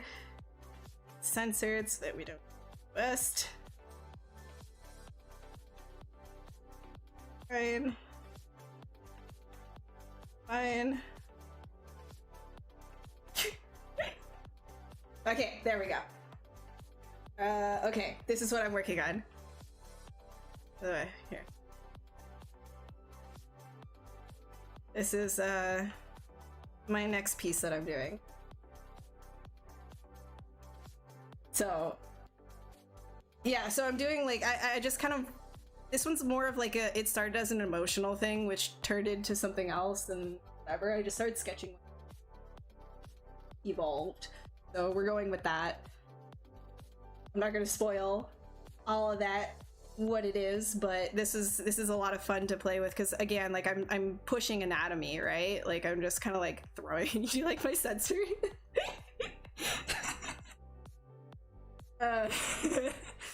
Yeah, so that's all it takes, and then we're gonna be fine. Spin it. Yes. Yeah, so the back hasn't really like done too much, but this is what I'm working with right now.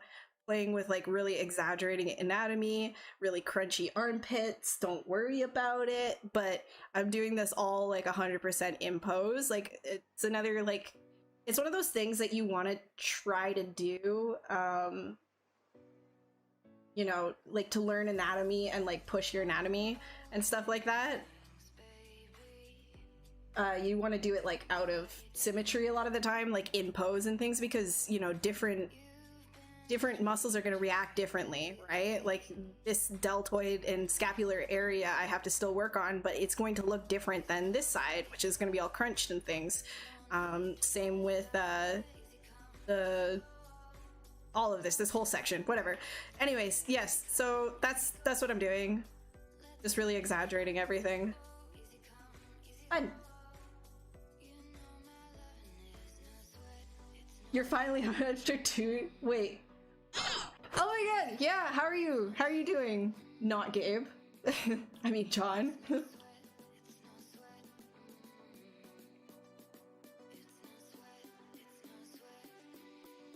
You're beautiful. Yes, okay. Anyways, this is what I was talking about with like the curve alphas too. It's really good for wire stuff like this. Like it's like super good for like quick wires and things of that nature. So yeah, this is what that the piece is going to be called Basilisk as well. So you can probably see if it's on.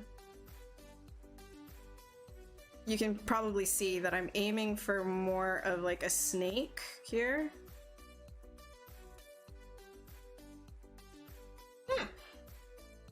So you can yeah, you can think of Roko's basilisk when you're thinking about this. It's basilisk. Oh, this. Go. So it's kind of like a contrast of art straights, curves, metal to skin as well. So I'm going to be doing like a play with materials as well. Anyways, all right, enough of that. Bye bye, goodbye. I don't know when I'm going to be able to finish it because I am so busy all the time and I'm barely even working on this during streams. Just catching you guys up, you know, whatever.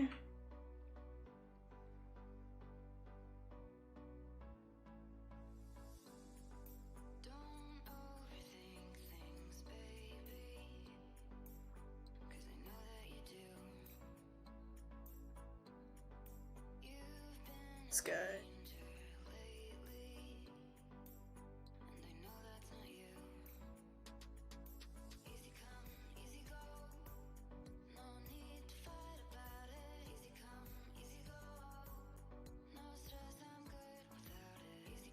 Okay, I'm gonna move this whole front section forward, I think. Some more space here. Grab.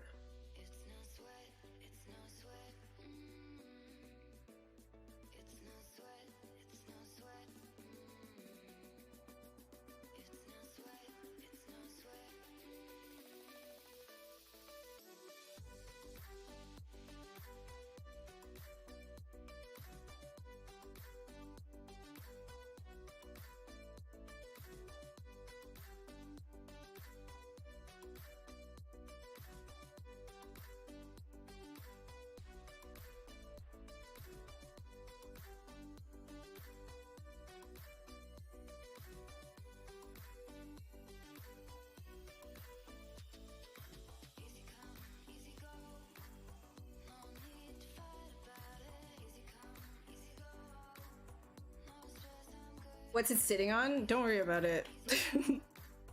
Don't worry about it.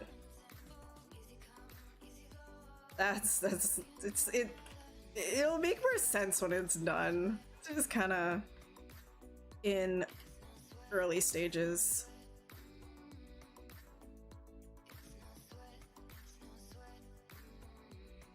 It's more like, you know, it's based like an illustration based thing. I don't know. I don't know.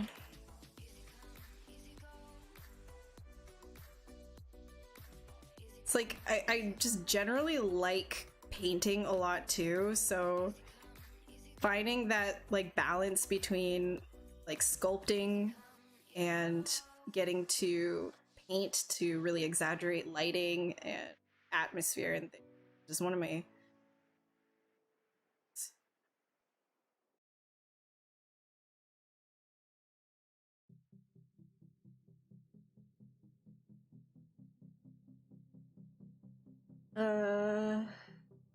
sculpt anatomy without symmetry. You're not bold enough to try that, but it's good.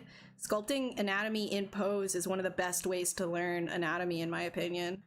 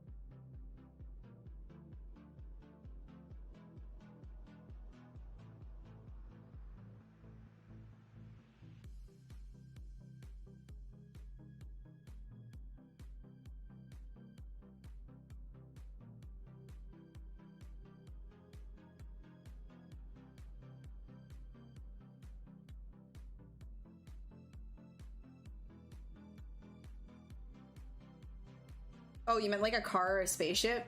Yeah, I've done it like professionally, but like for animation based stuff, but it's not like I don't find doing cars like that don't like I don't know, that's not fun for me. Like it's not exciting or anything.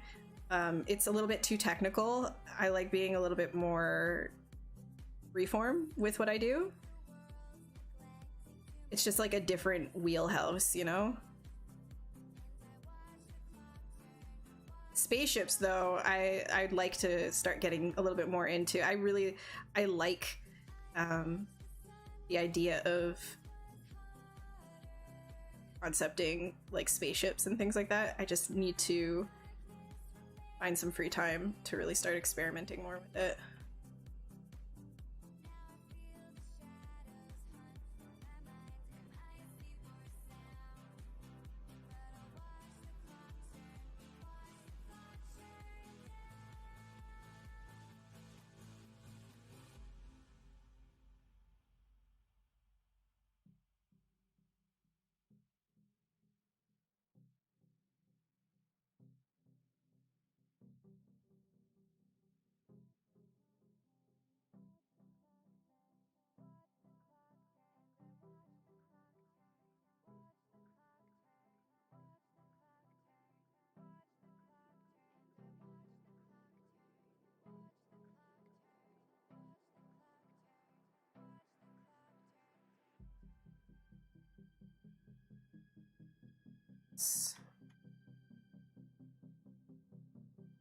Here.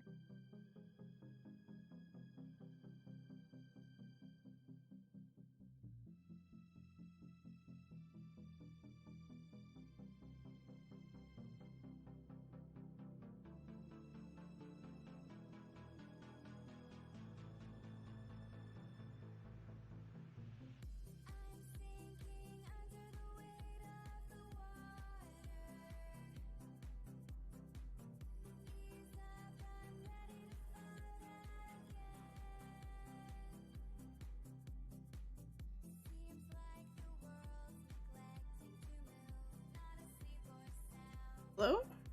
Heck? In the world? What?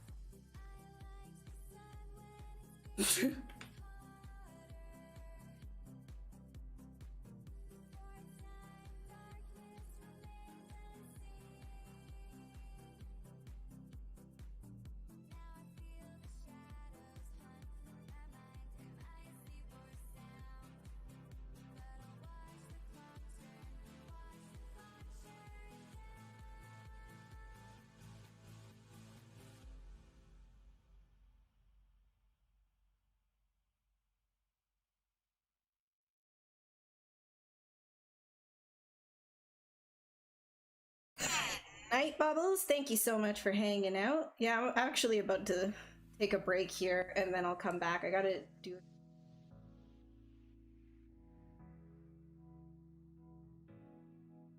exact same thing because your shoulders are important. Yeah, exactly, Myth. Exactly. I agree. You just literally have to go for it and have fun. That's the big thing is like so many people are afraid to have fun in sculpting just because it's a 3D software. ZBrush doesn't mean that it has to be scary. It doesn't have like this elite status that you might think it has. Like you have to be good enough in order to do certain things. Like that's not true. You can do it whenever you want to, and the more that you do it, the better that you're gonna get at it. So I would say try it, have fun, and stop holding yourself to like this ridiculous standard, you know? Like the more that you do of it, you're gonna get better. You just gotta like do a bunch of like crappy anatomy at first, but you're gonna learn and learn and learn and learn and learn and learn. If you sculpt with clay, you won't have any symmetry to help you. You really need to model and pose. Yeah, well, I mean, I wouldn't call it lazy. It's just sort of like something that we're accustomed to now, and it's built a sort of fear. I know when I got used to using symmetry all the time, I was just so scared. I was like, I don't know when I should start posing this because then I won't be able to use symmetry anymore. And that was kind of like a blocker in my head. And then I was just like, you know what, whatever, who cares? I can just sculpt over top of things anyways, and eventually it'll look good and it'll like, I just have to keep messing with it and eventually look it. Just be stubborn enough with your art that it doesn't matter, you know? Like, just tell yourself, like, it'll look good if I just keep messing with it. There you go. Just keep smash your head against it and it'll look. Oh, man. Yeah, exactly. I really, really like the fact that with spaceships, it's that sort of like hard surface thing that because it's so sci-fi, a lot of it can be so sci-fi, you can use whatever shapes you want, and nobody can tell you you're wrong, you know? Especially since if it's in space, it can be like a literal floating pyramid, and it doesn't matter because there's nothing stopping it like aerodynamically or something. Like it can literally just float there as a pyramid in space, and nobody can tell you you're wrong. How many hours needed approximately to finish a project like this one from sketch to detailed, painted, and rendered if you printing? So if you wanted to print this for... Wait, you mean like print as a 3D model? Like 3D print? That would take quite a bit of time. I don't do 3D prints, but if you're saying like print like as in like an illustration, it really just depends on like how complex your scene is gonna be. The Krampus one took me a couple of weeks, like 2 or 3 weeks total. I mean, to be fair, like I also had like a stupid shoulder, but pretty much. Like Monty, the Monty one that I did, the Paladin Monty, took 2 weeks.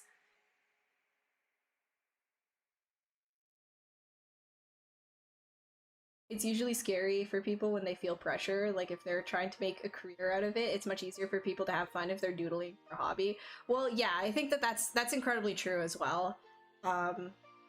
But even if you're focused on making something, you know, stuff for your portfolio, not everything has to go into your portfolio, and I would recommend not putting everything into your portfolio too. Like when you if you're getting into like the arts as a career, you should be doing it with some sort of a passion for it, because you're gonna get burnt out really quickly if you don't genuinely enjoy what you're doing in this field.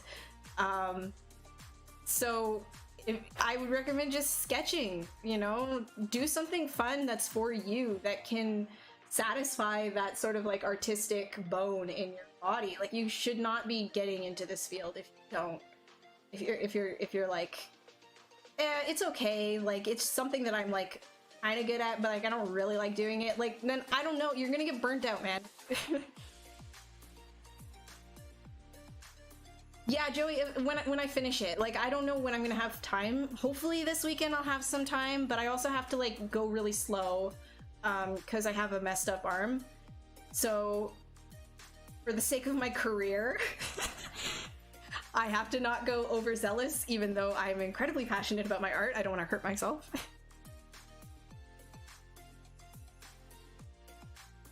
My sculpt style changed since I shaved my eyebrows. Yes, my powers reside in my eyebrows.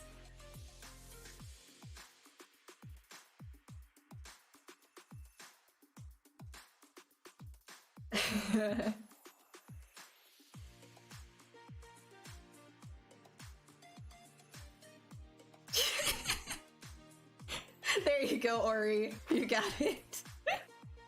Okay, I'm gonna be back. I'm gonna take like a quick break, and then I'll be a little bit more focused on this dude. I'm sorry, I've been really slow. Please, like I said, have a little bit of like patience with me, and my stupid eyebrow, or my stupid shoulder, my stupid eyebrow too, my stupid shoulder.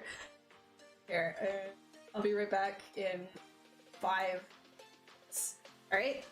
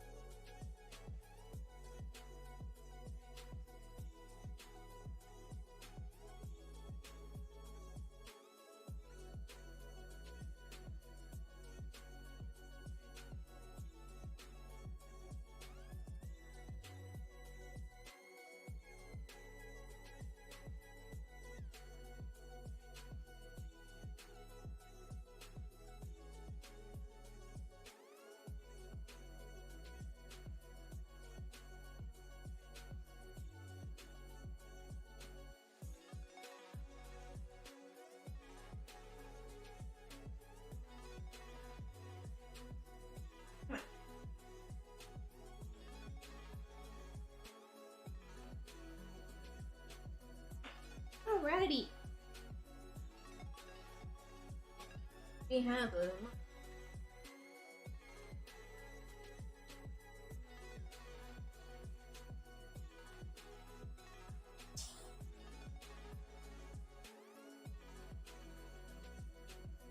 Not with the candle. Not with the candle. Yes. Yeah, I know. He's gotten so big. He sits like a normal person now, too. I barely have to support him. Just sits. Like, he sits like a person. Sit. Like a person.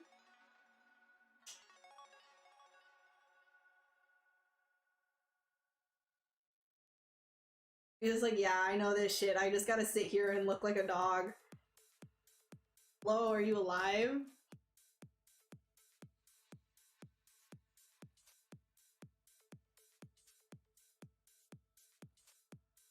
Allowed to go eat? Oh yeah, the bot like times like does like big caps, man. Actually, he's super camera shy. He just doesn't know there's a camera. If I try to take a picture with my phone, I have to have like chicken or something on the other side of it. Otherwise, he's always like trying to run away.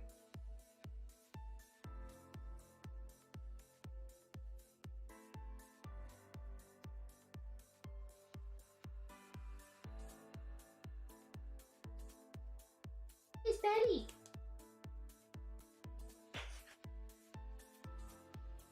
Yeah, honestly, March and April is probably when he's the cleanest. And the reason why I say that is because it's so muddy and dirty outside. We have to constantly be giving him baths because he's so close to the ground. His whole stomach gets all muddy and stuff. So it's like he's getting tons of baths. So yes, right now he's very clean. Very clean boy. Good hug. But you all are jealous that you don't have a corgi that does this with you, huh? Jealous? Jealous? He's giving me a hug. Look at him. Yeah, that's right. I'm bragging about you.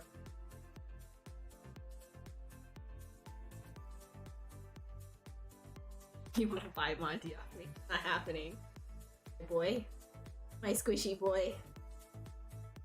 Alright, I'm gonna keep sculpting though.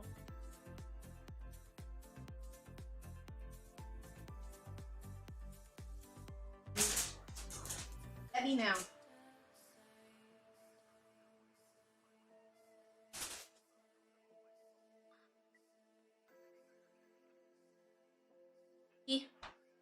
Where I start?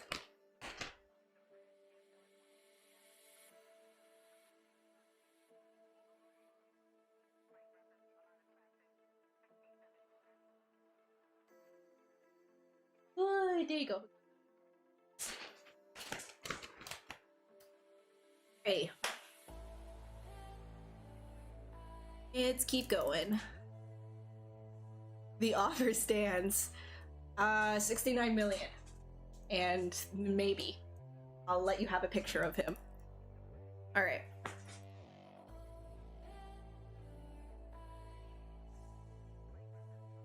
Nice.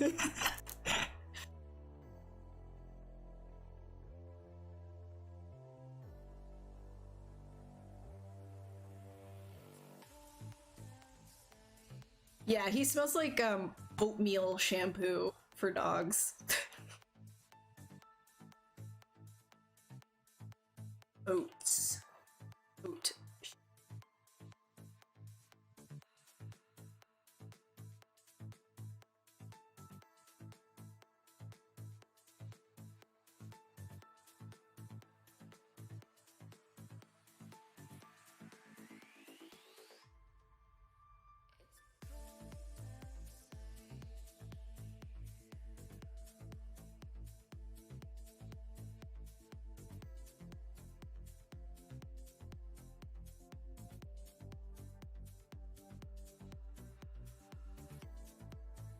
Alex, how are you doing?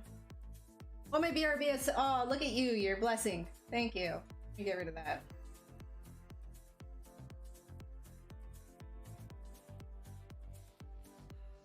Oh, I feel that. Yeah, I understand that.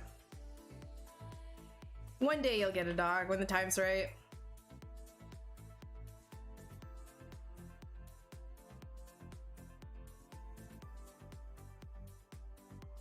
Make sure though that you're getting a pupper that that's kind of like bulletproof, and what I mean by that is like not scared of a ton of stuff. I love Monty, but he also restricts me from going a lot of places because he's very particular with like what he's scared of and stuff. So I can't just get anyone to watch him. He's kind of scared of a lot of people. He's been around lots of people. It doesn't matter. He's still scared of them for some reason. It's the way he is. So make sure you get a dog that's yeah. My dynameshing in this part, I dynameshed once and then I just started breaking it again because that's the way I do. You know, how I. For the most part, yeah, we stuff.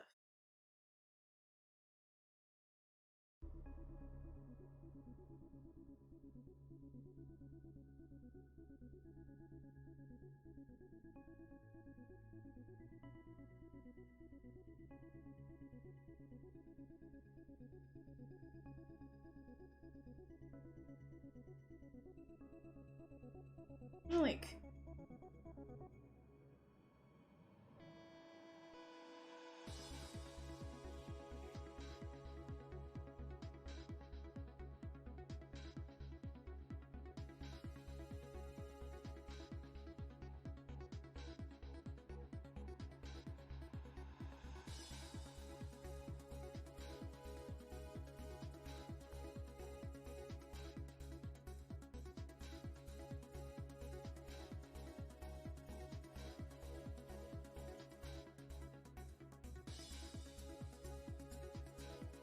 Gotta like, where's these hips? It's right here.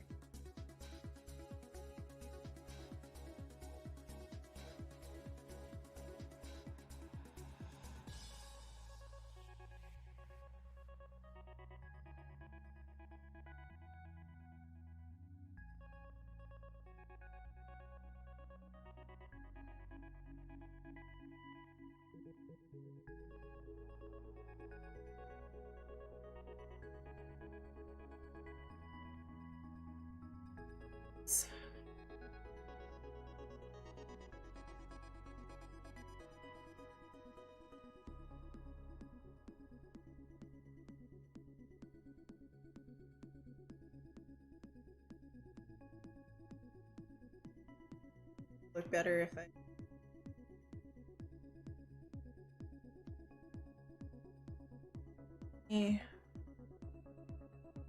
It's off so I can see what's going on here.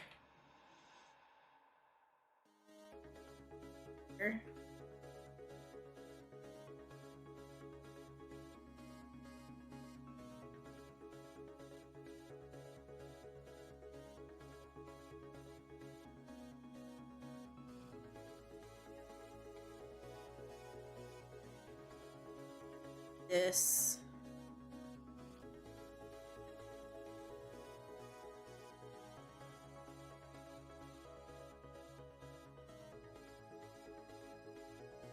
Getting Serratus up here.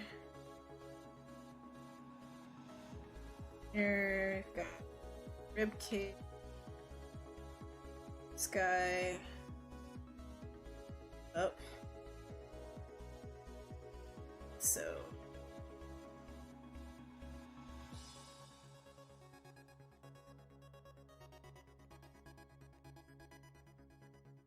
I like blocking out my muscles this way, but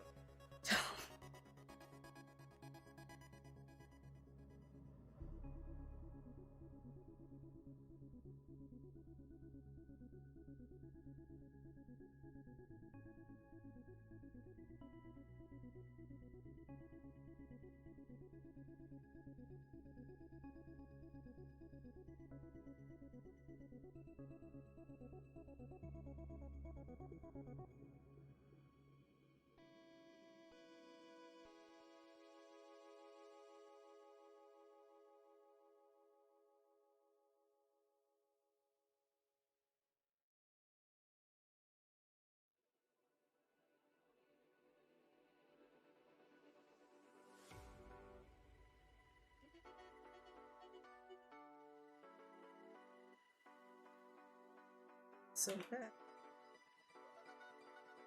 Here.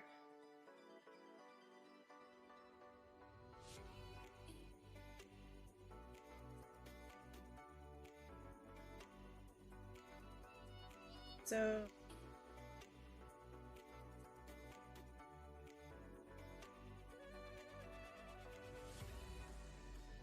all of that would be that.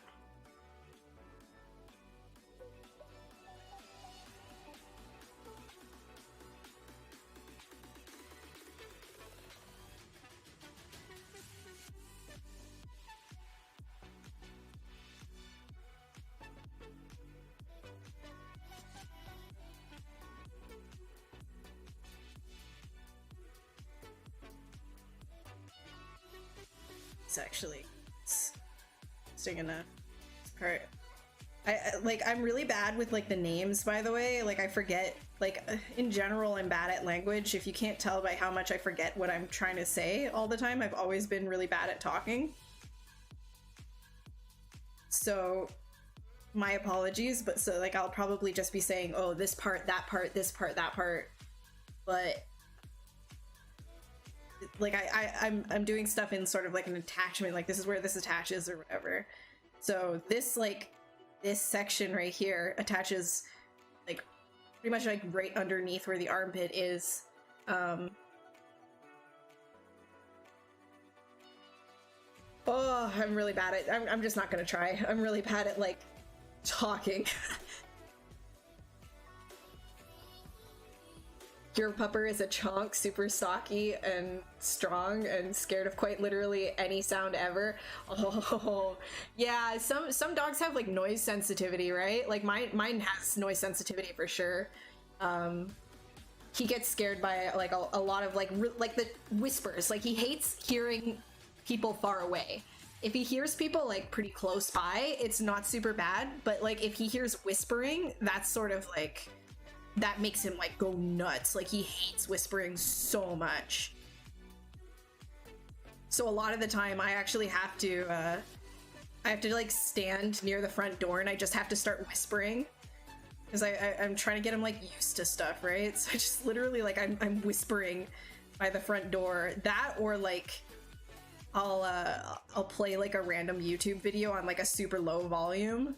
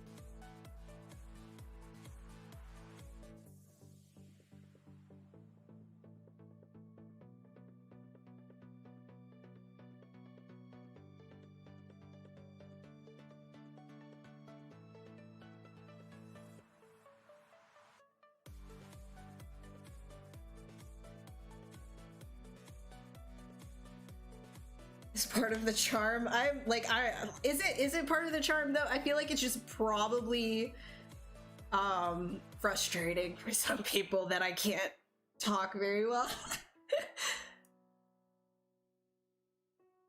Talking about dogs, he was just eating his own bed like an hour ago. He knew it was wrong by the look of his face. That's the thing.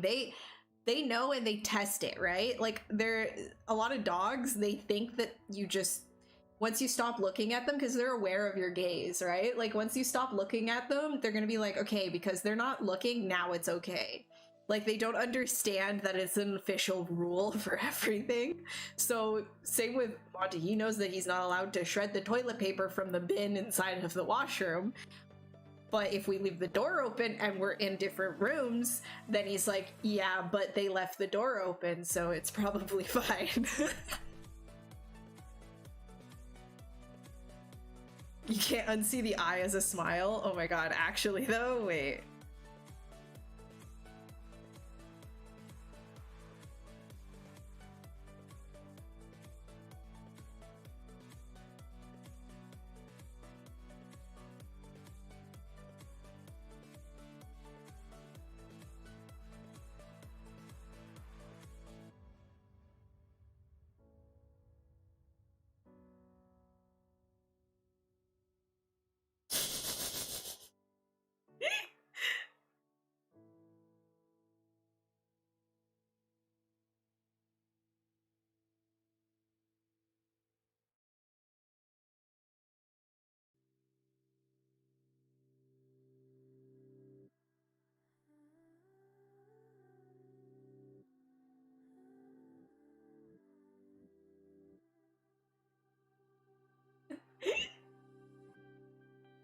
Actually, let's go with it. Let's just do it.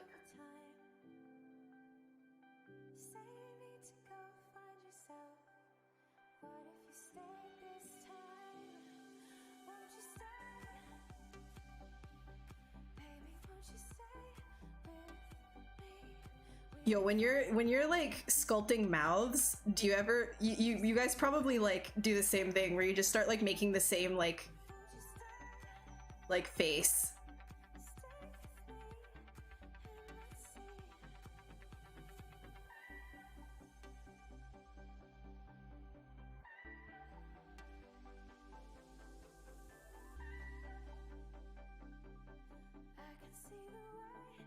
Yes. It was kind of like, I think, straight lip. It's like,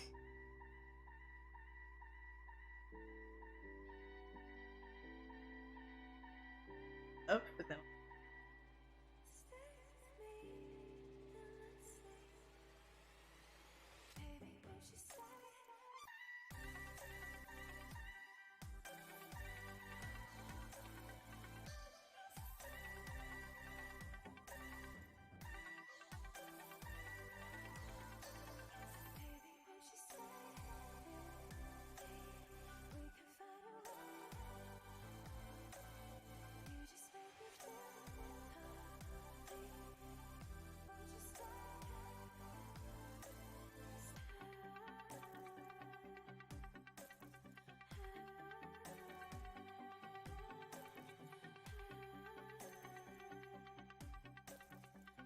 the horse smile, yes. Yeah, you can get a rewatch of this. Everything is saved on the Pixologic YouTube channel afterwards. All of these streams. And if you have like questions as the so like if anybody's watching this like afterwards, if they have any questions like for the video when the video is posted, like Pixologic staff is always looking at the comments on the actual YouTube channel. So even if it's a recording, you can still ask questions.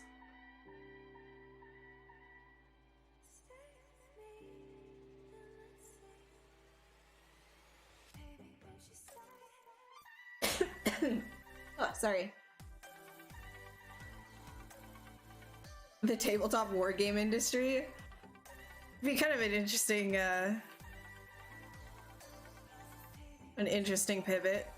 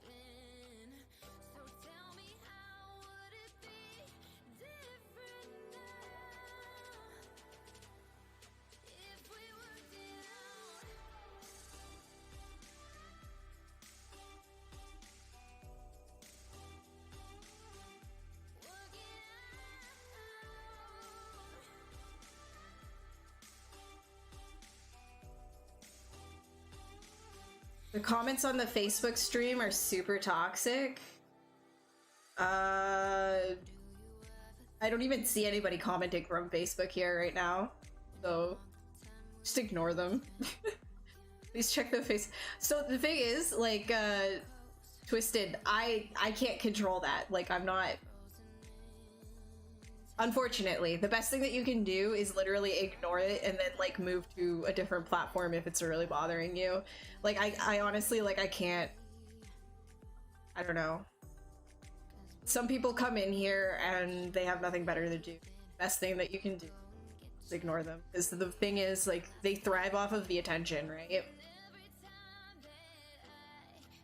Are there mods? If there's Facebook mods, because like I don't think I have moderation on Facebook. I have moderation on Twitch, but I don't have moderation on Facebook, I don't think. Yeah. How does this work? Are you gonna make retopology after you finish in ZBrush? No.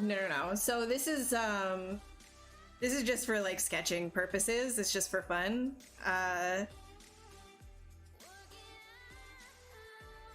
Yeah, I'm not doing anything retop based. If anything, if I wanted to, which I don't think I will with this, but if I wanted to, I could take this to Keyshot and do like an illustration based thing, or a concept based render, but I wouldn't like, I don't want to retop something like this, so that's not gonna happen.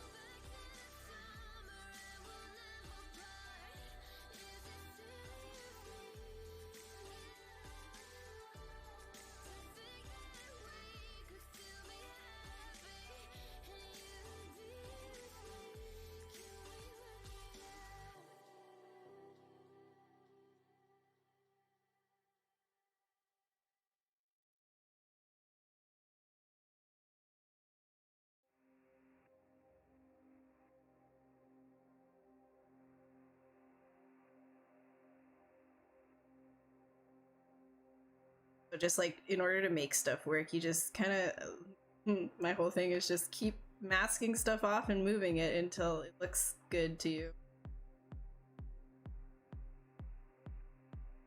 What I do? Mask and move. Mask.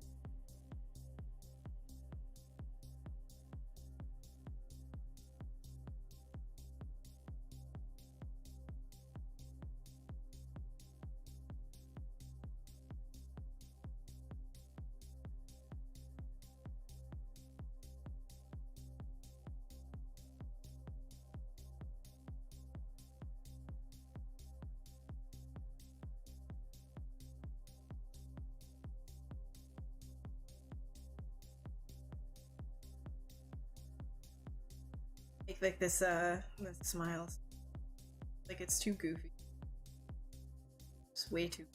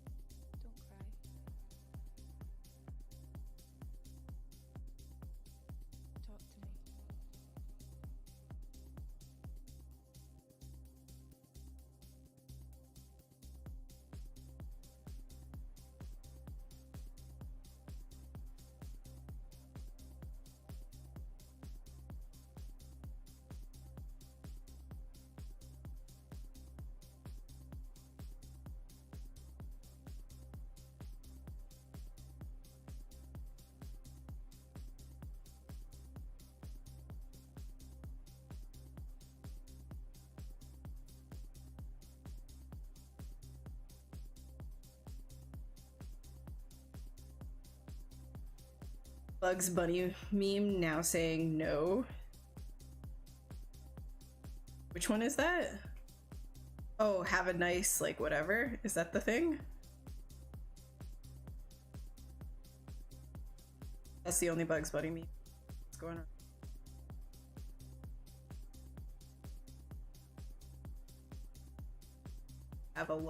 Have a very nice, like, whatever.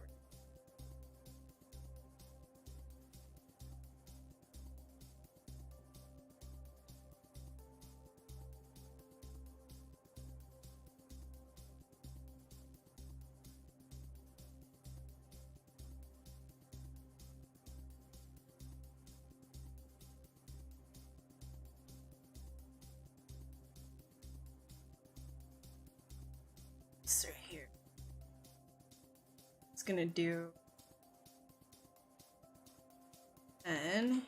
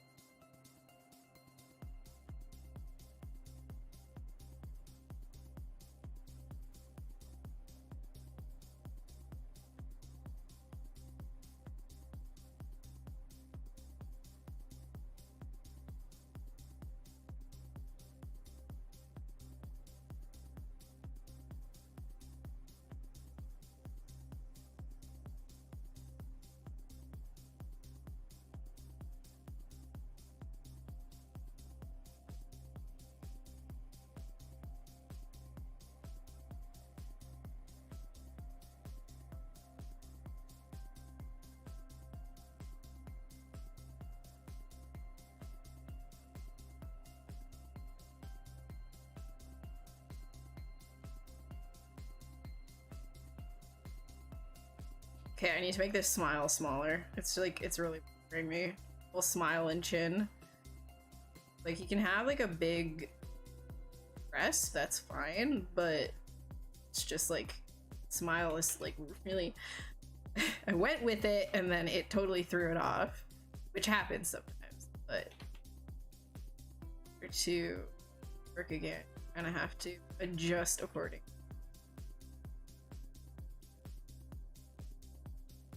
Some double.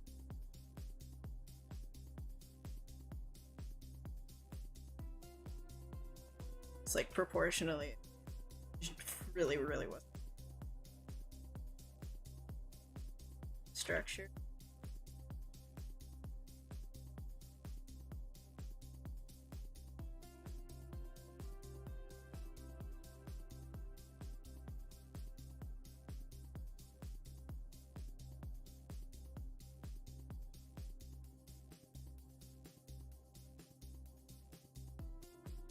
There we go.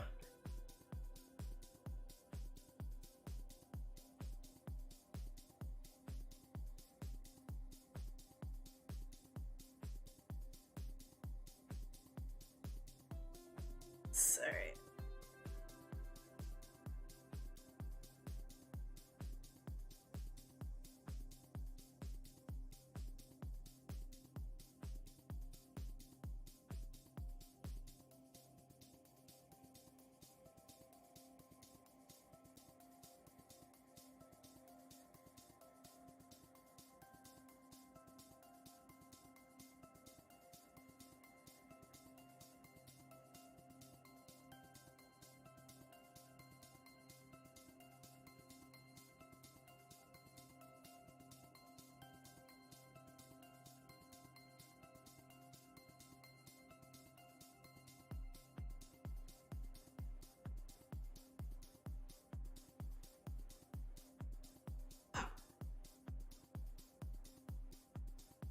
I didn't even realize.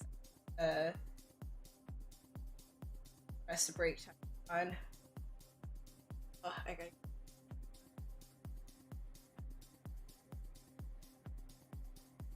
What's Sweet Home? Also, hi King. How are you doing? The facial expression now, yeah. Yeah. The perfect chin doesn't exist. Well, now he has like 17, so 17 perfect chins are better than one. You find it fascinating that Thomas W. went from film industry to jewelry? Yeah, like, I mean, he's doing what he likes to do, right? Like that's sort of what I mean, is kind of find what it is about 3D that you really like, and then you focus on it.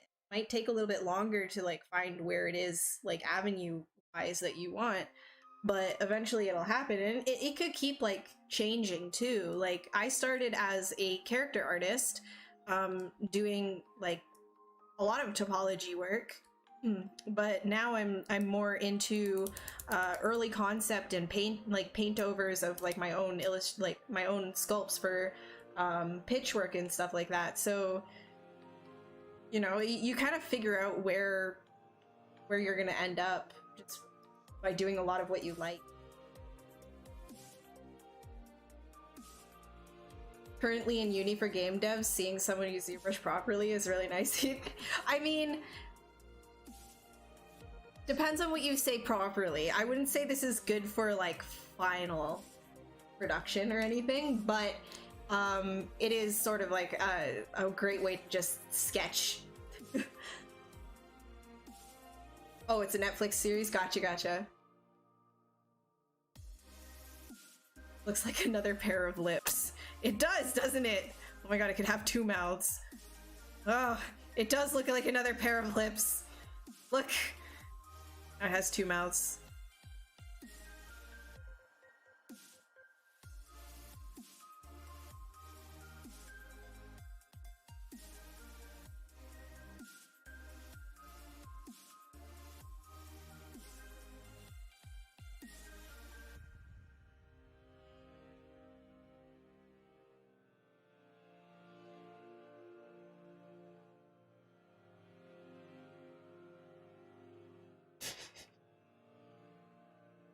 Two mouths are better than one.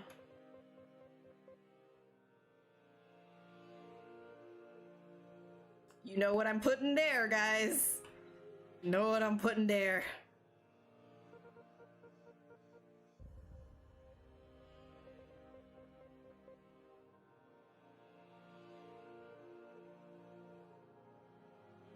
Very nice. Very nice. What is the ideal number of mouths? Probably like 16. Yeah. I think 16 is like a good number.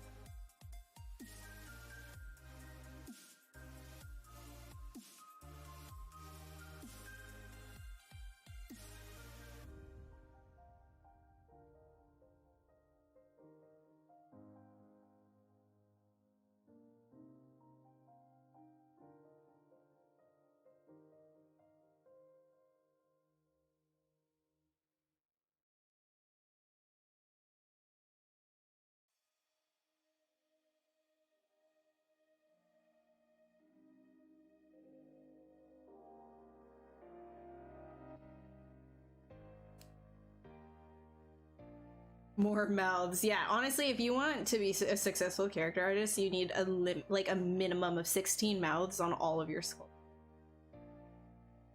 17 chins, 16 skulls. Exactly. Yeah. 42 is the number of feet you need to give to it, actually, comics. Thank you, Glizzy? Thank you, Glizzy. Have you showed any family members my work? What do they think? Yeah, like my dad and my brother. My dad is proud of me because he's my dad, and my brother thinks I'm insane. So.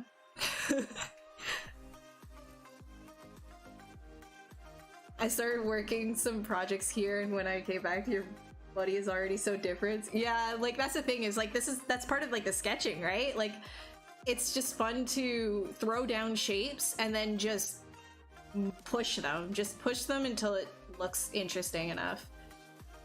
You need to give it wings, yeah, maybe.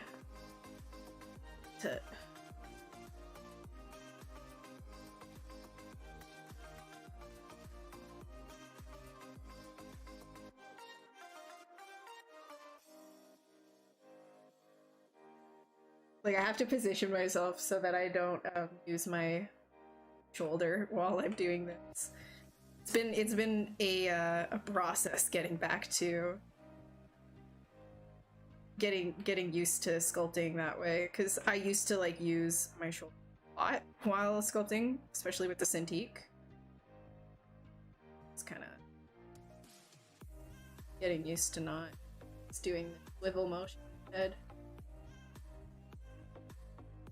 Yeah, exactly. You're not a pro until you have IMM feet literally everywhere. I'm not a pro right now. This is not very professional of me at all, honestly. Like if I were to be a professional, I would honestly want to put a minimum of 7 feet all over the head.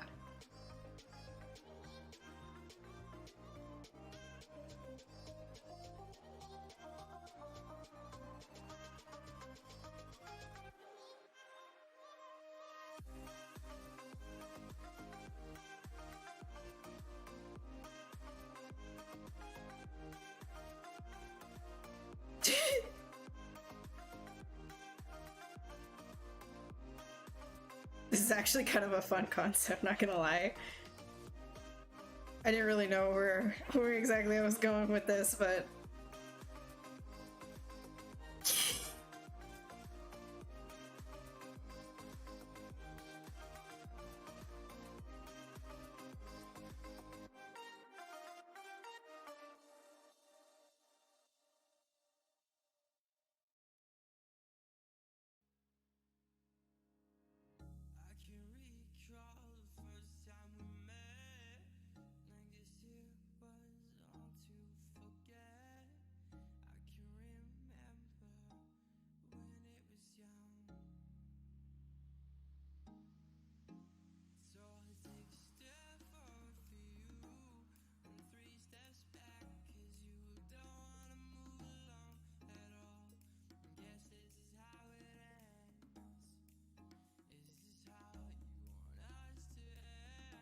not using the smaller Cintiq. Oh, I gave that to Eric actually. He's been using it. I mean, like if I really needed to, he would like I would just take it back from him. I switch back and forth from this to my Intuos. Like if I'm doing pretty simple stuff, I'm on my Intuos just because it gives my shoulder a break. And I have a messed up shoulder. If you only heard that maybe like 7,000 times during the stream. You need more mouths, exactly! If you want to be successful, you need like 16 mouths, 17 chins, 42 feet. Okay. I mean, Twisted, I don't have a mom, so... Touche!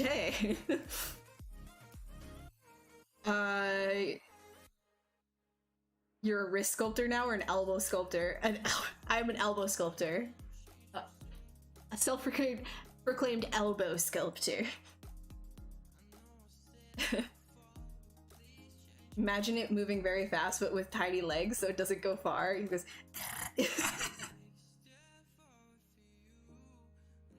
Hey Zal, how are you doing?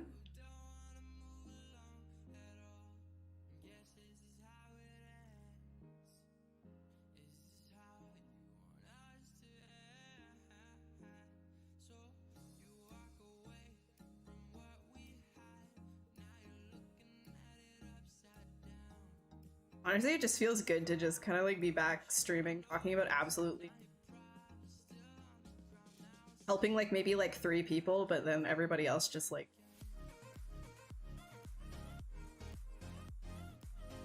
honestly, like guys, like when I tell people like like, oh, what, you stream? And I'm like, yeah.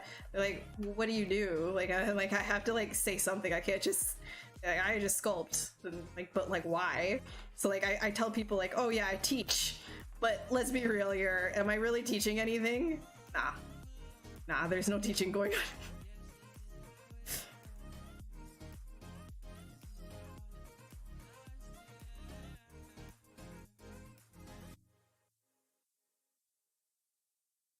No teaching going on here.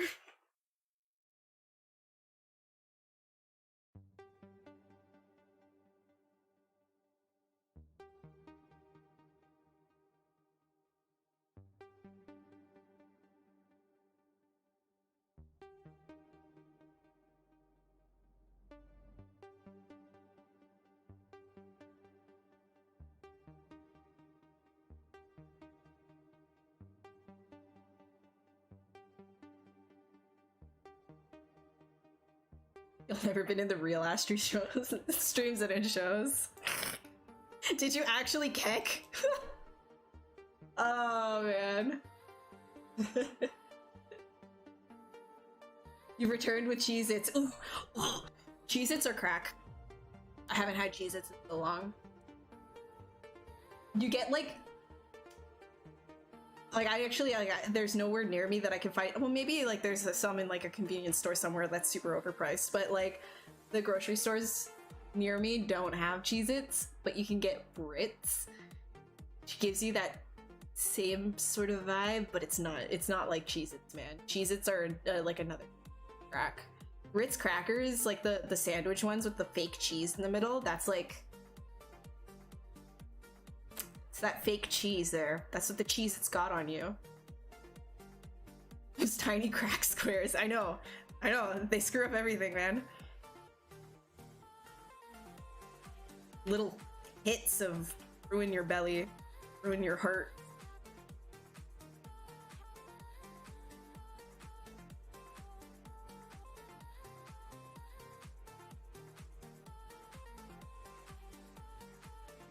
Okay, let me hide these again. Making sure that I got this like working properly here. Like this has to continue. Like so. Right under.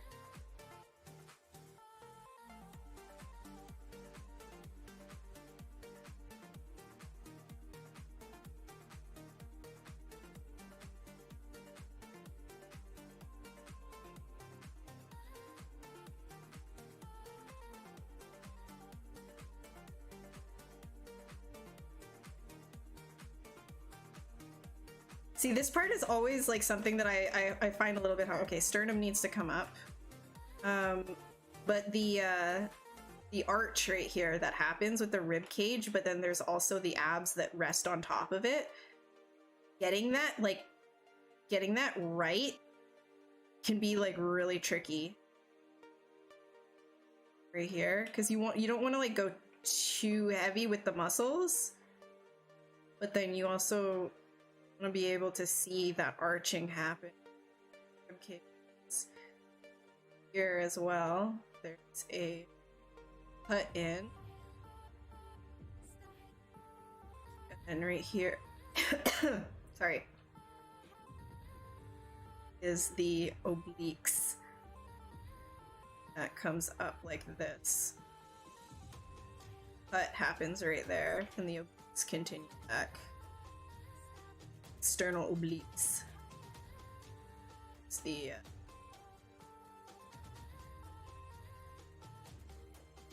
there's the rib cage, or not the rib cage, the oh, I talk so much that my like jugular hurts.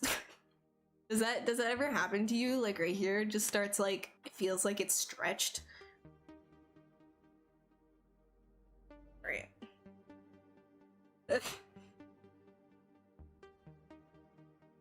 Ritz are good, but they're good as a butter cracker. They aren't Cheez-Its at all. No, I know. I'm just talking about the like not the crackers. I'm talking about like the, you know, like the Ritz like minis, like the sandwiches, the little cheese sandwiches. Like they have like this fake cheese in the middle of it, and that kind of gives you like a similar like Cheez-It thing. Yeah. It hurts so bad. Yeah, I know. I've been talking like worth.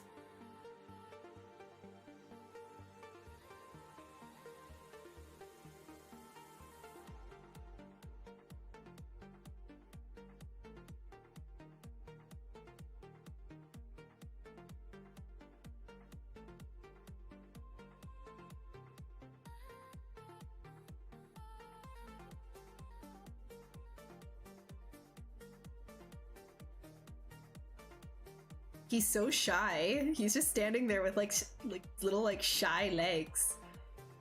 You know, look at these little shy legs.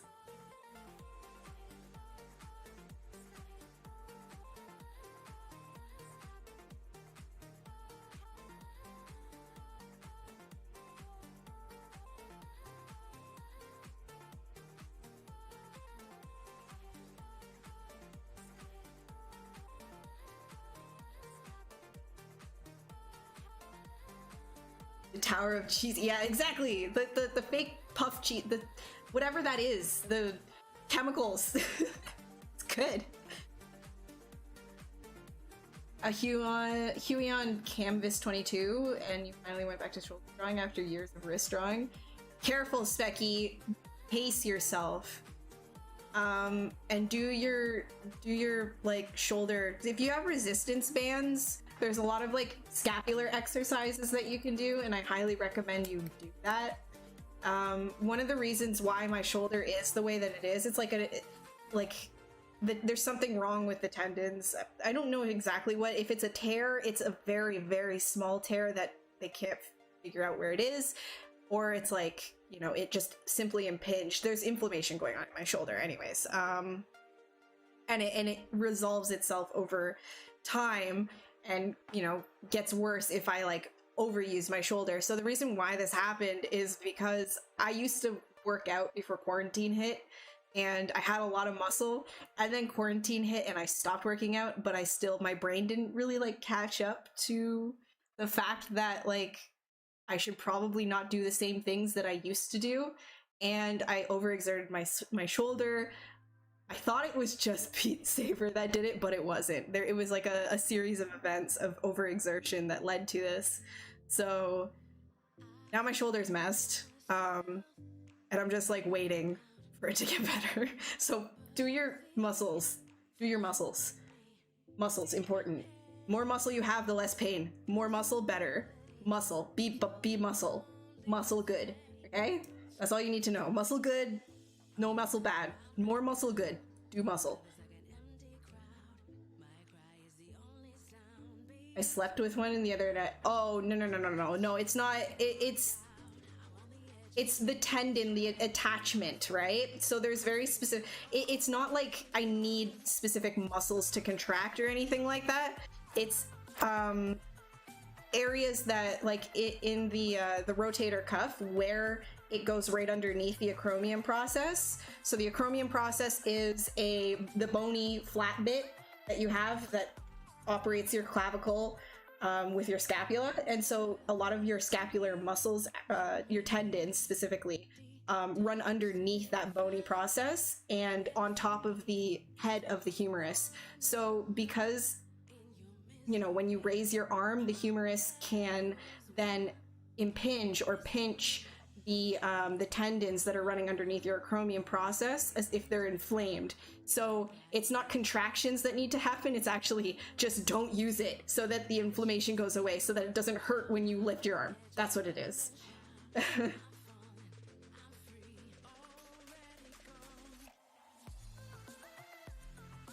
I love that anyone talking about medically defined areas sounds like satire or something. I know, but see, the funny thing is, when I was in physio too, right? The guy was trying to like dumb it down for me because and I was just like, hey, you know. Oh my god, it was funny because he so one of my problem areas is in my teres minor. And he was just like, all right, so you're back here, you know, you need to be careful. And I was just like, is that my teres minor? Does it contract when I lift my arm up and out? And he's just like, yes. And then I had to go into like this whole thing about how like artists actually know a lot about anatomy.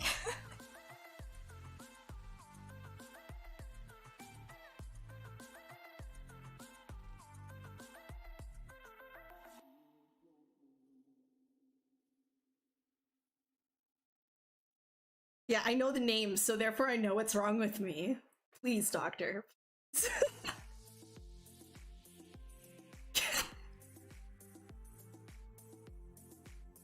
Sounds very not humorous. Yeah, it's no. Stupid. Oh my god, it just clicked. Maybe that's why they call it the funny bone.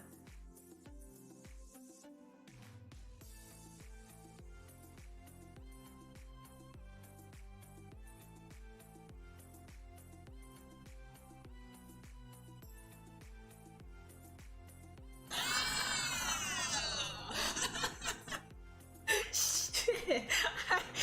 What at that? Alright. It's cool. Neat.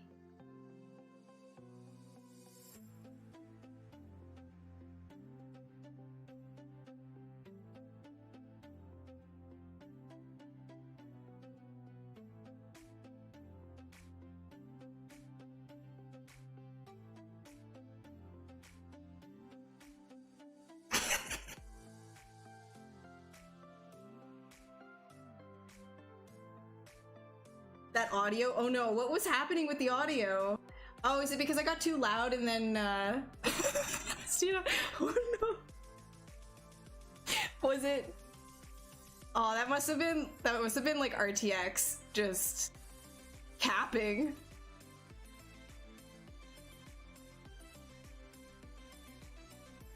Yeah, no, the RTX, I gotta fix that. I'm sorry.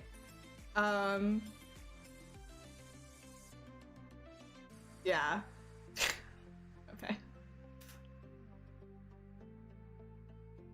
Like a spider. Yeah, that was definitely RTX just like saying, yeah, no fun is allowed.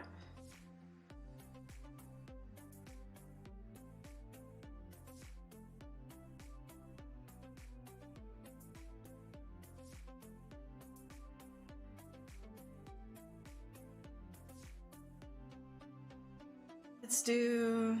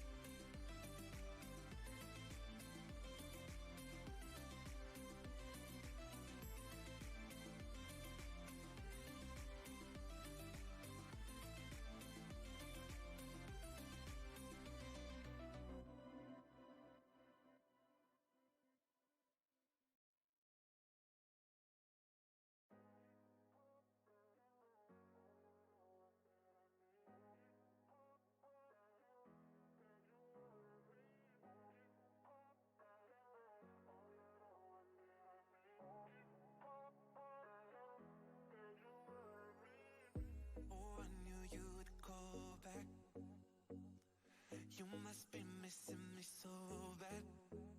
When you left, you said that I don't deserve you, but Honestly, Pretzel Rocks has gotten pretty freaking banger while I've been gone. What is this? Like, holy. They added so much.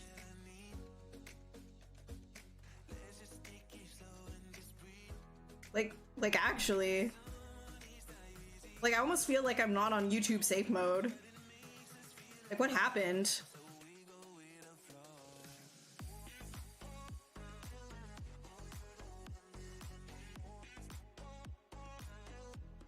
Yeah, Mesh Balloon is just like really fast to do stuff like this. Just throw down something.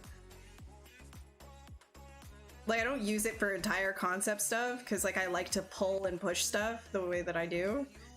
But just to, like, shove things around like this.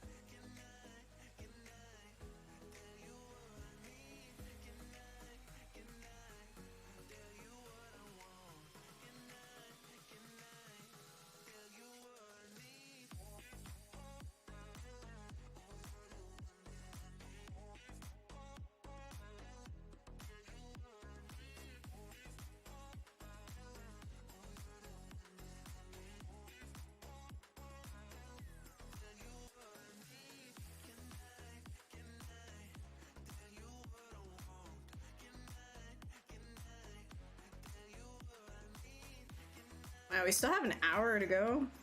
Forgot how long I streamed for.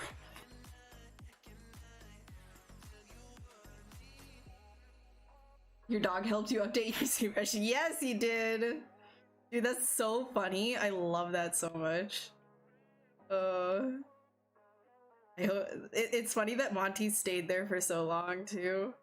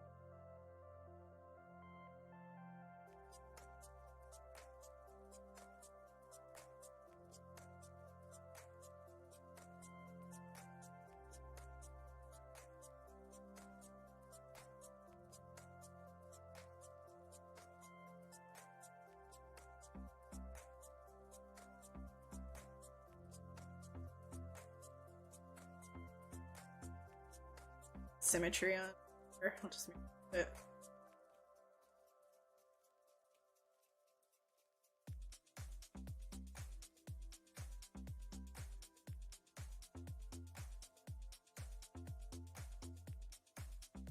Hey, Cover, how you doing? From Jamaica. Hello, hello. How's Jamaica this time of year? Are you guys warm over there? Is it your winter time? No, it wouldn't be. Australia has it opposite than us.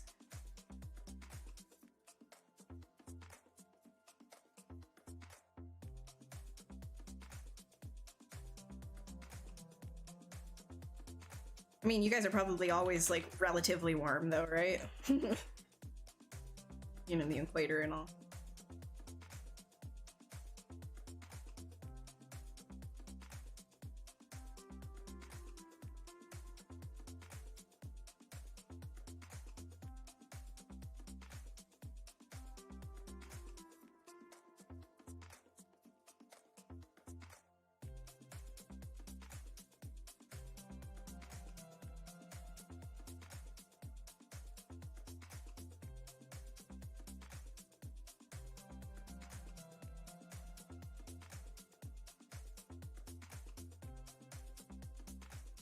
You gotta get going. All right, see you, Jackal. It was really great having you here. See you around. Talk to you later.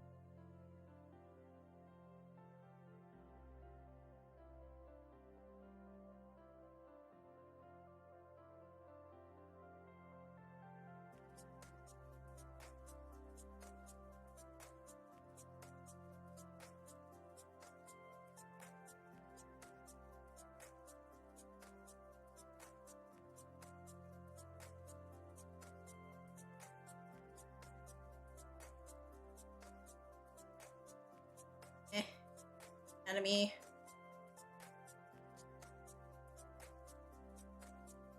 Always warm. Yeah, you're starting anime school next month. Very nice. I hope that works out for you. It's exciting. Starting new courses is always really exciting.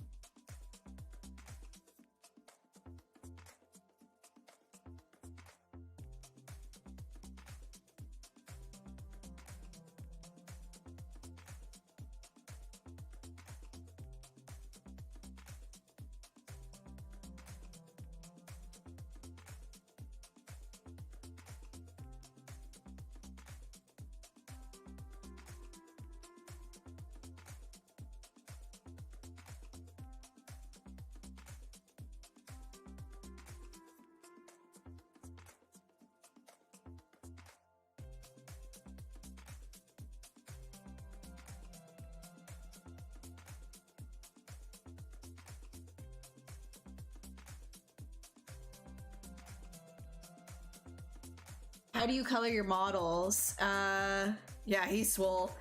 I usually do a little bit of poly painting and then I'll send it to Keyshot and do a bunch of different material passes, overlay them in Photoshop, and do a lot of like masking painting and then paint on top.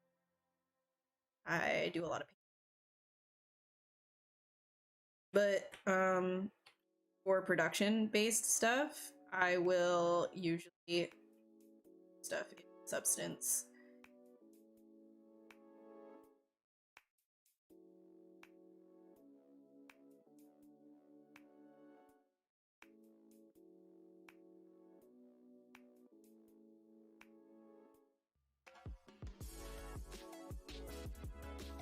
You need to UV map it. If you're doing, well actually, if you're doing in Substance Painter, you don't actually have to UV stuff as much anymore.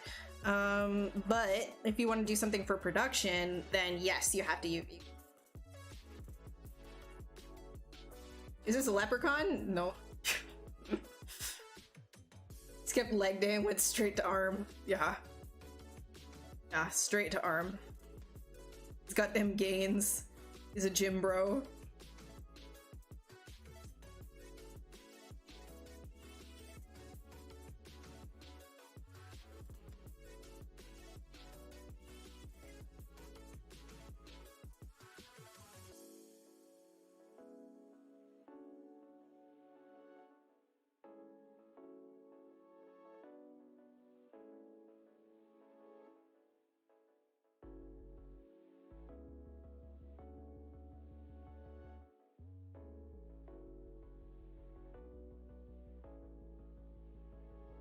Yeah, alright.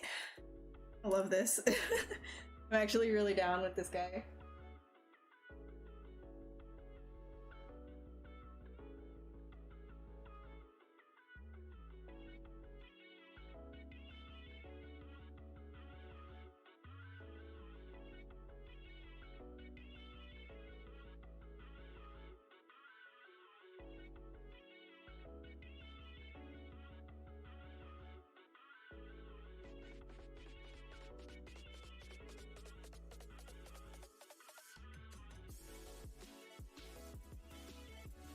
Sorry, one sec.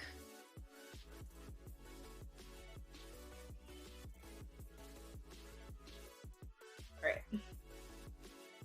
Did I talk about the new brushes already? Actually, I don't really like, I haven't been using them a lot, but I want to experiment with them more. My main thing is just like, I like using the snake hook. I use the balloon stuff for specific things. Like I'll shove in some like shapes to just start working on like hands or whatever, like a block out like what I did here.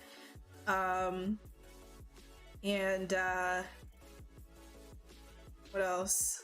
The curve alphas is good for like hair and things like that, which I did talk about of the stream. And the snake curve stuff I want to use more before I start like demoing a whole bunch of stuff, because I haven't gotten into it enough yet.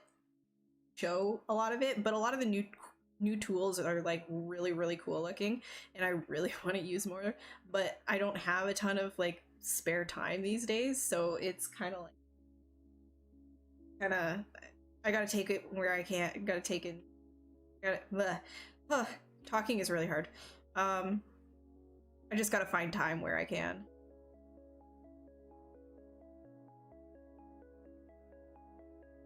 I don't want to give him like a backpack. I don't know why.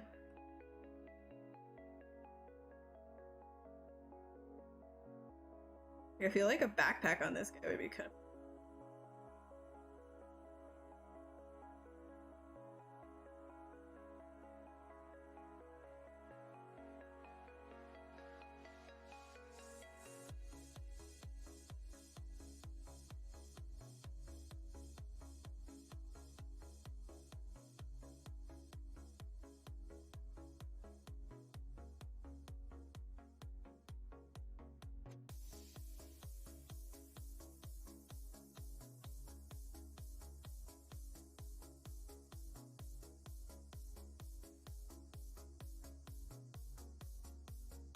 Here, for example, like this is...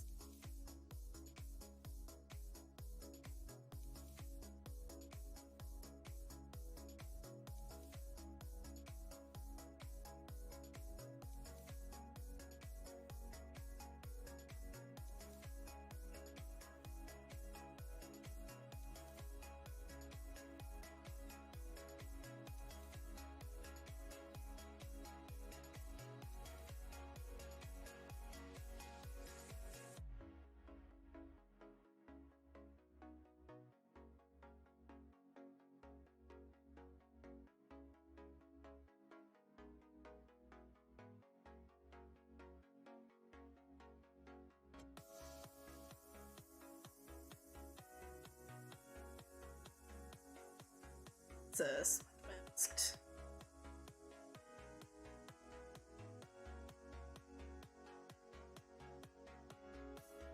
It's like...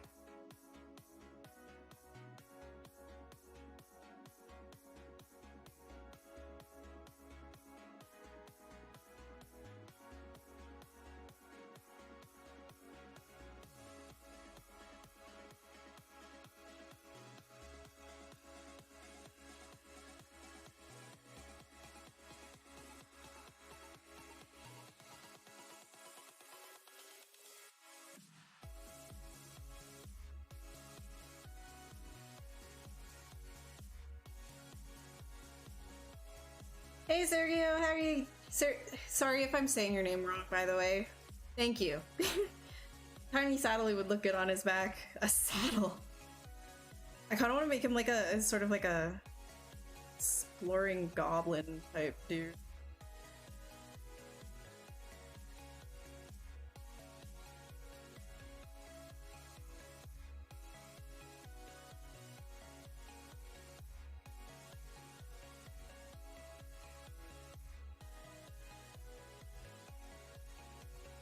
Oh, it's too high res, man.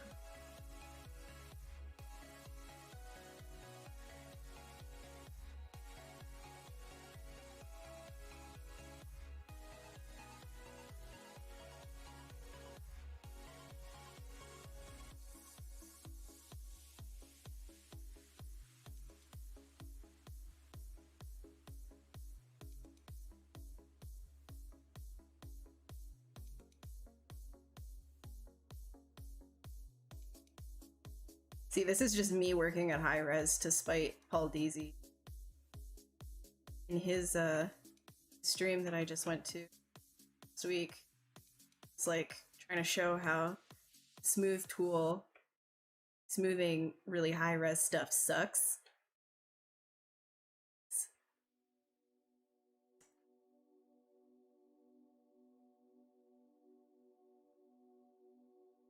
Watch me. Challenge.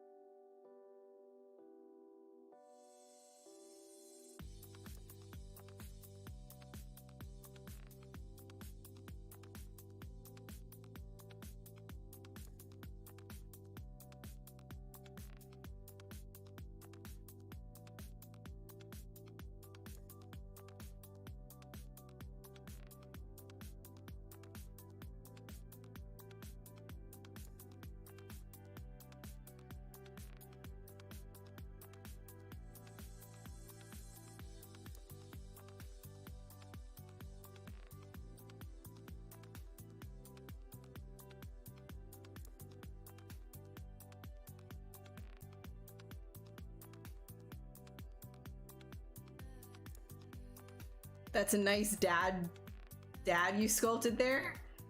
Dad bid. Dad bod.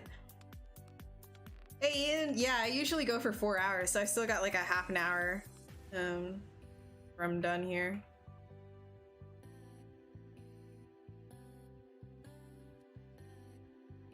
I will. Hey. This is even. I think Paul Deasy was right. How's my arm treating me? It's alright actually. I think the 4 hour limit though is it's good. I think I'll probably take like an hour break after this and then finish my work that I have to do. God, last night I went to sleep at 7 a.m. so in the morning. So this morning I went to sleep at 7 a.m. Up at oh, I'm running on fumes. My life. I usually keep some of the hidden smooth brushes like more smooth on my custom UI. I just breaks the links to them. Oh yeah, like yeah, they're always moving all over the place.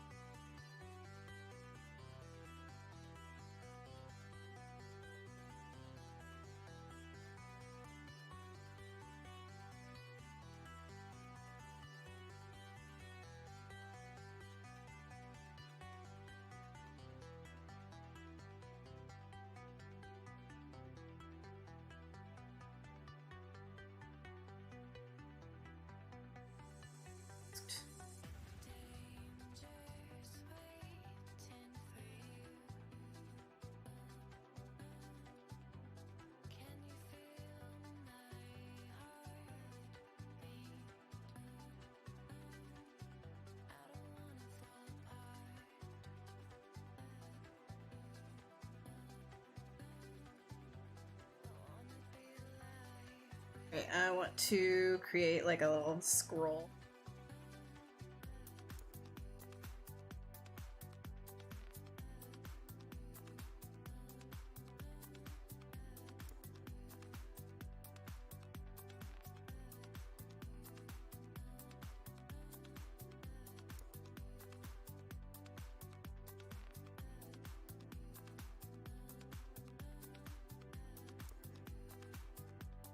This. Oh, don't want to save it. I was summoning Satan? Oh, my sleep schedule, dude. Yeah. No, I mean, like, sometimes I just need to get stuff done. Like, I'm gonna be running 3 clients. 3 different projects.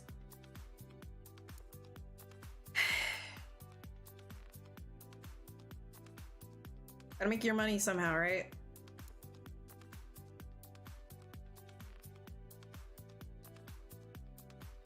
I am not complaining, by the way. It is not a complaint from me. I take it as a complaint.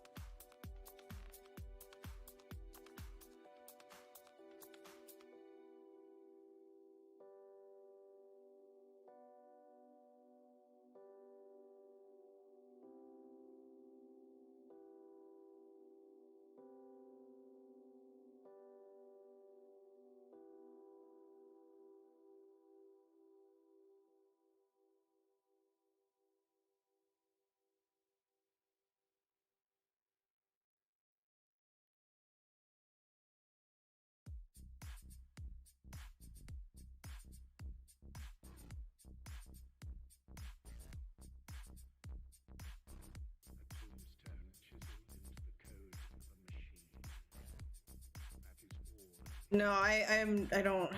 Coffee's already ruined me, man. Like, energy drinks are just... I find I am less productive on that much caffeine. And I'm just like wired thinking I'm Superman instead of actually being Superman. I mean, sort of the thing with drugs. Spend more time thinking you're doing good on this stuff. Just fight through the pain.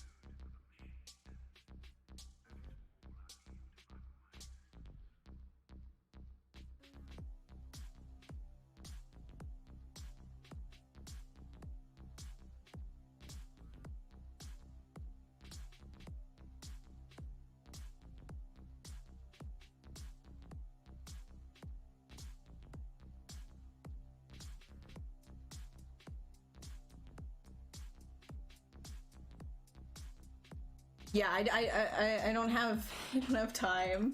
I don't have time. Oh man, my email is always like full of people. Like, well, not always full of people. I should. I get quite a few requests of people like, hey, can you help with our startup and stuff like this? And it's just like, if I had duplicates of myself, I would help everybody. I would do that with everybody. But bro, I can't. Dying. Time is finite.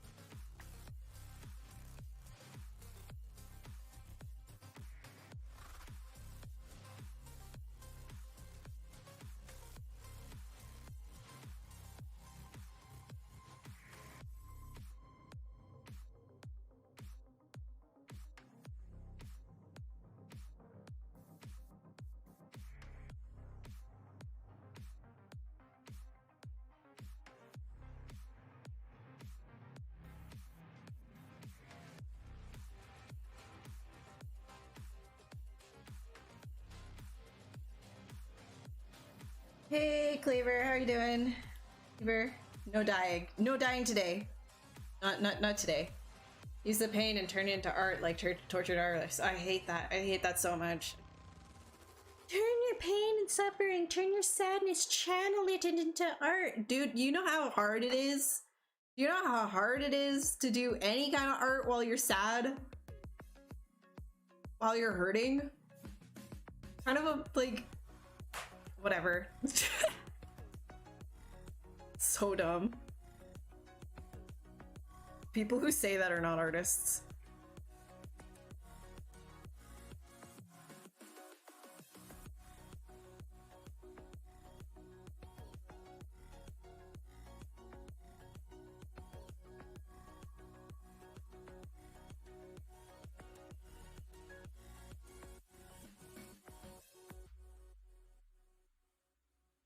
Let's go out, find our will be who we are, and let's find out. Wee. Oh wait, hold on. Wait, let me do like. Yes. Let me put my anxiety and depression into art. So easy. I know, it's so easy. Oh my gosh. Like. Oh, you're sad? Have you tried being happy? No. No one can actually art sad unless you're just... Okay, hot take time. No one can actually art sad unless you're throwing paint at a canvas or taking a picture of a urinal on the ground and calling it art. So, that out there.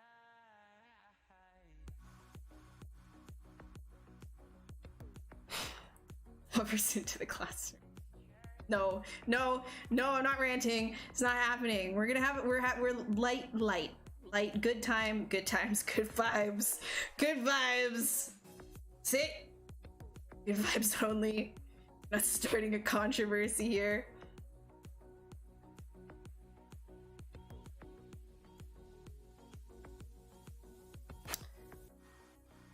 Bro, I don't want you to snap. No snap.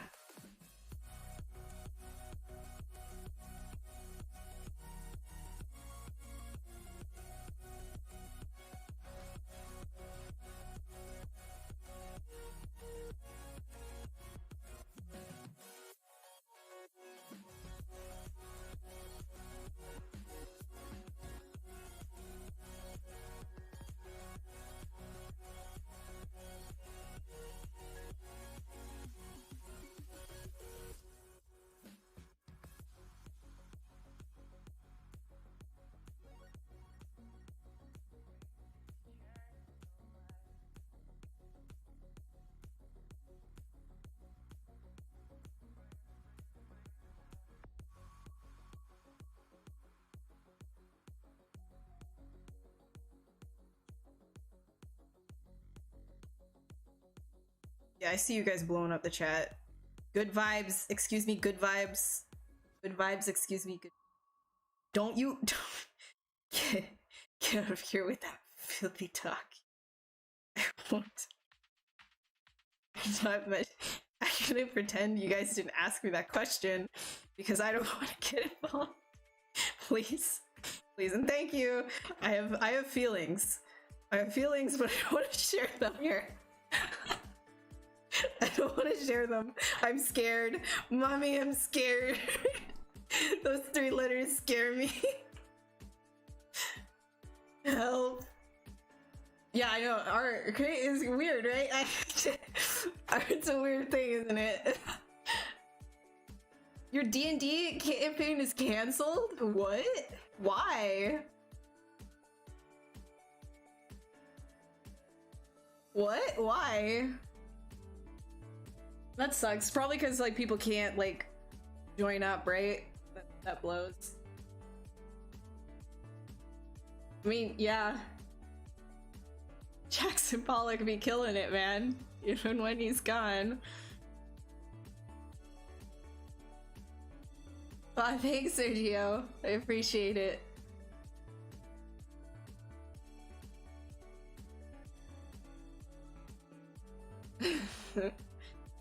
I always thought it was like a failure in art if you can't get yourself to do it, but no, dude, honestly, like it's a BS. Okay, there's a lot of problems. Okay. I have feelings and I want to share them.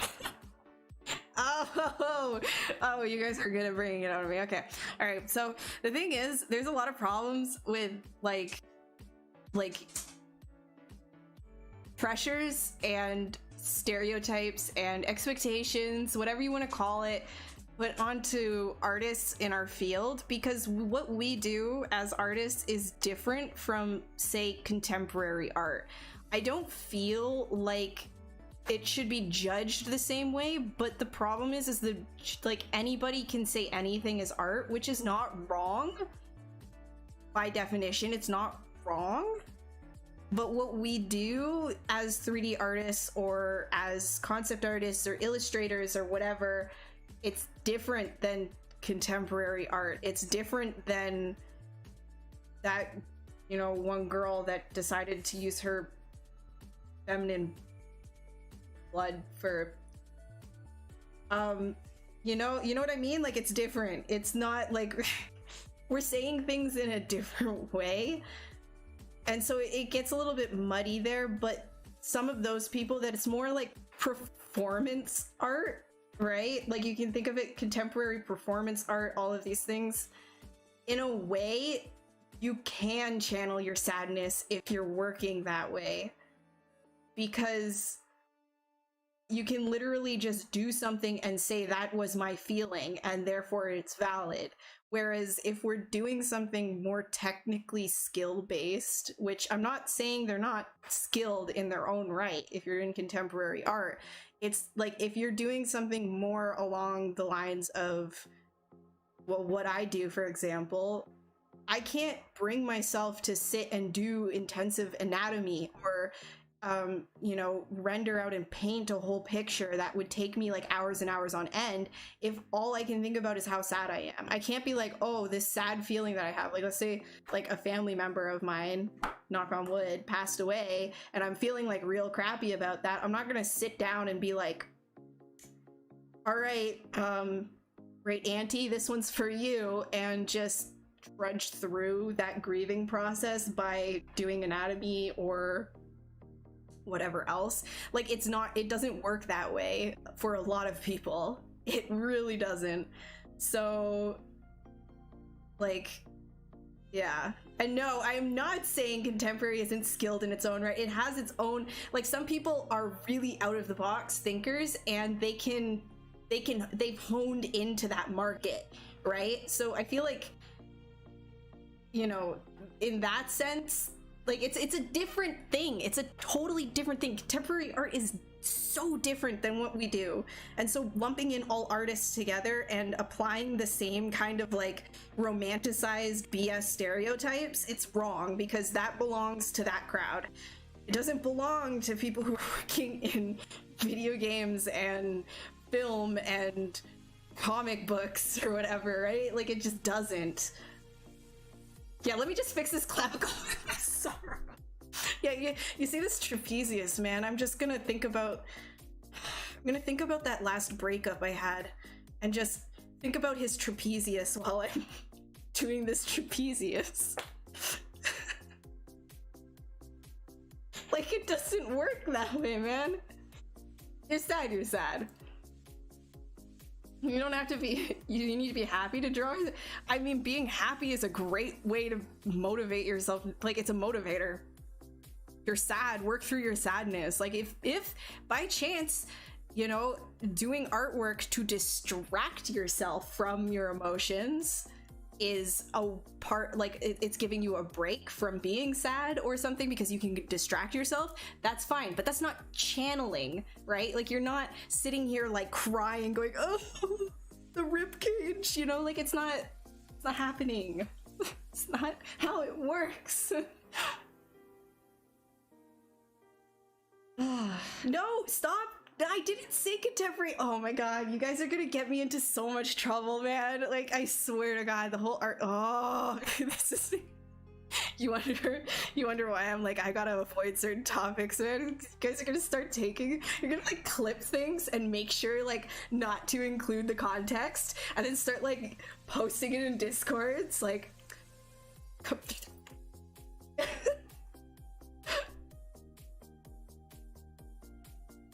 guys stress me out.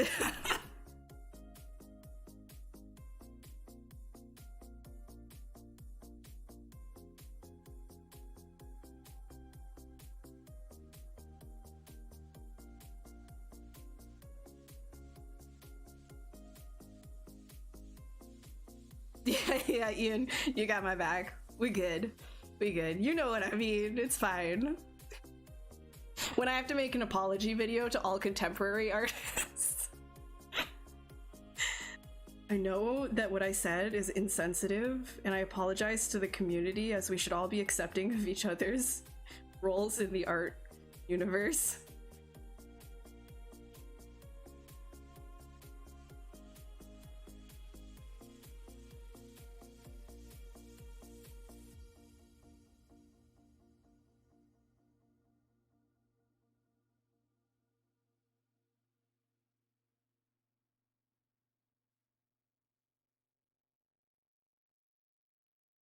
No. Yeah, it's real tight. It's real tight. You're gonna be squishing through it, man. Like squishing, you know? Like real squishing. So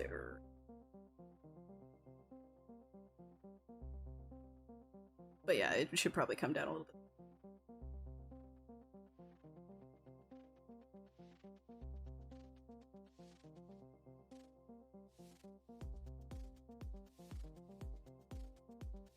He's gonna go to Monster School. Monster Academy. It's his first day back to school.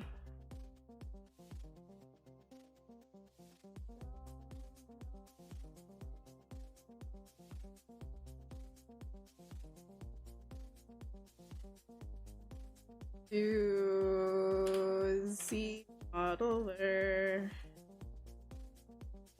Stop warning me.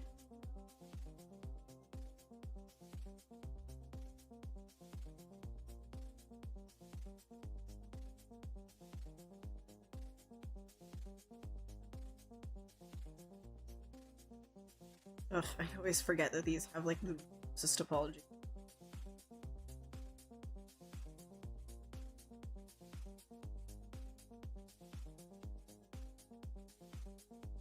Why? Why do you keep going back to dynamic? I hate you.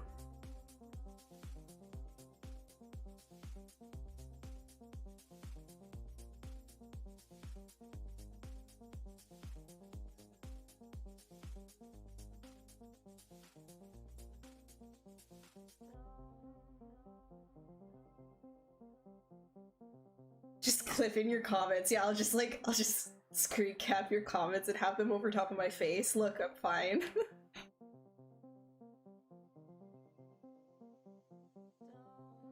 Oh, I have to have my, yeah, I'll cry it, like I'll use Monty as my like napkin.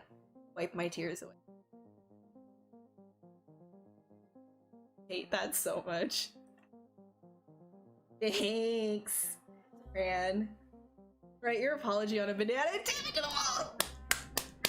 Oh, I'm sorry if that cut out and got all demonic. I'm sorry. That's probably my RTX. I love that drummer, dude. That's amazing. Change the word of who it is with a bad dub over. How do you make an array in ZBrush? I think Michael Pavlovich would have a good video for you to check out. Personally, I don't use arrays that much. So I would check out like a Michael Pavlovich video. He 100% has array stuff to show you. Michael Pavlovich. Here, hold on.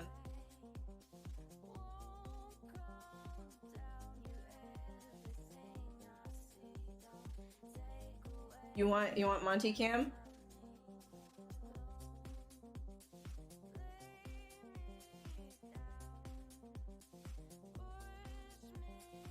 right by his food dish. He doesn't want to eat it. He just lays there.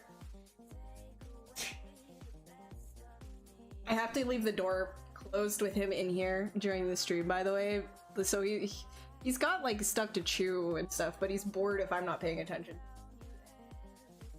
If I don't, he starts barking at the nothing, the great nothing. So to avoid that, I have to have him in here with me.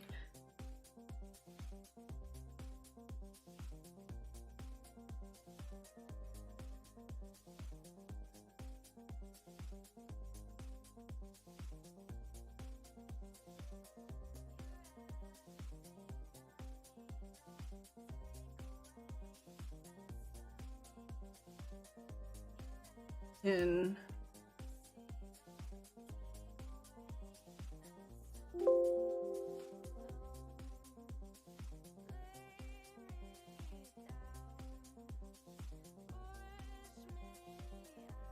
Thank you, Lopez. I appreciate it. My work on Instagram? Yeah, all my socials are right here.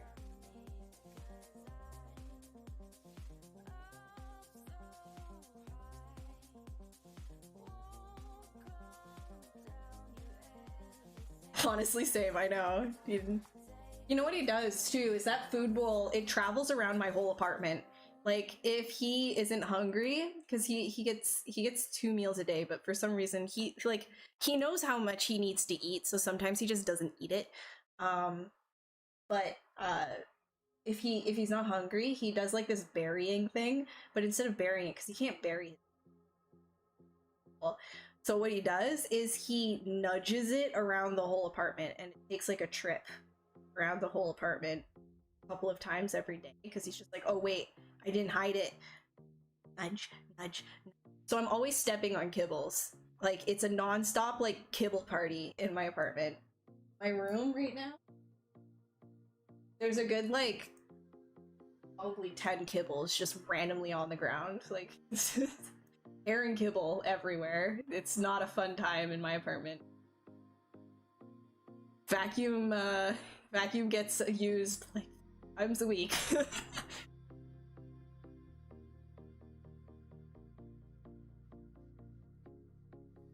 It's just surprising. Yeah, I'm sorry. It's RTX, and I have that on because of like random noises outside of things.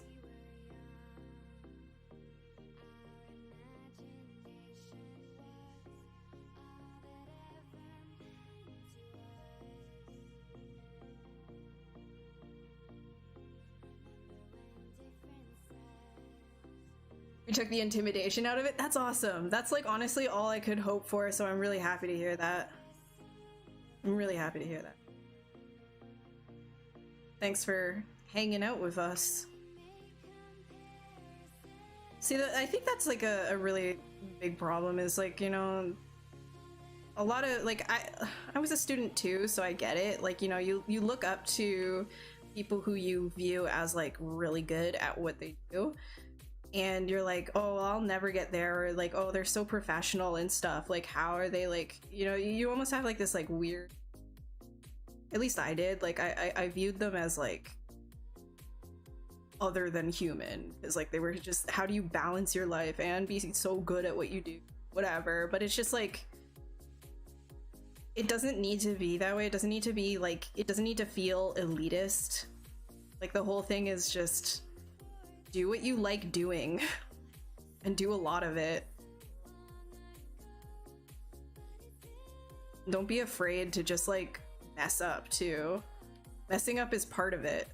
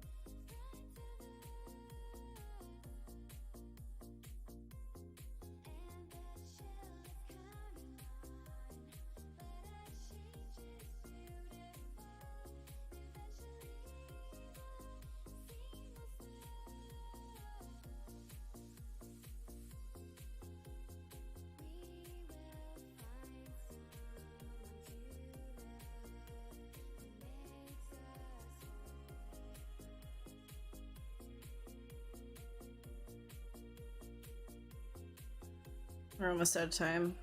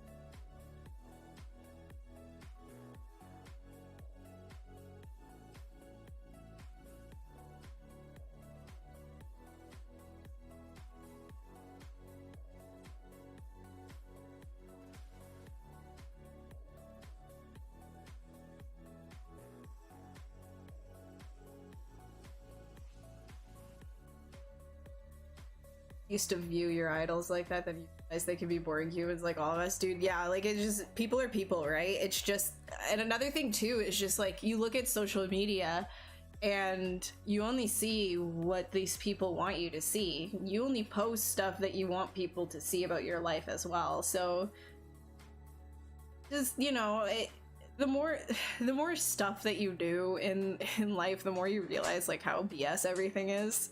And I know that sounds like cynical, but it's like, I think of it in the most freeing way. Like, everything is BS. Like, this world literally is your oyster. If you want to do something, just, the thing, a lot of the time, you know, different circumstances and whatever, but a lot of the time the thing that's holding you back is like your fear of like actually doing it. So just make mistakes. That's my whole life is just making mistakes and figuring it out as I go. I sang and almost got... Wait, what? You sang and almost got a girlfriend? Didn't to show me art? Wait, what? Sorry, I don't understand.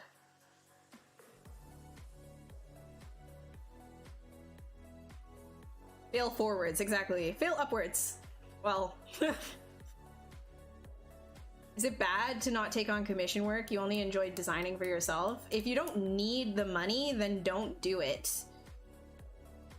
Like commission stuff, I mean. Commissions, I find commission work is something that you do if you genuinely need the money from like the community.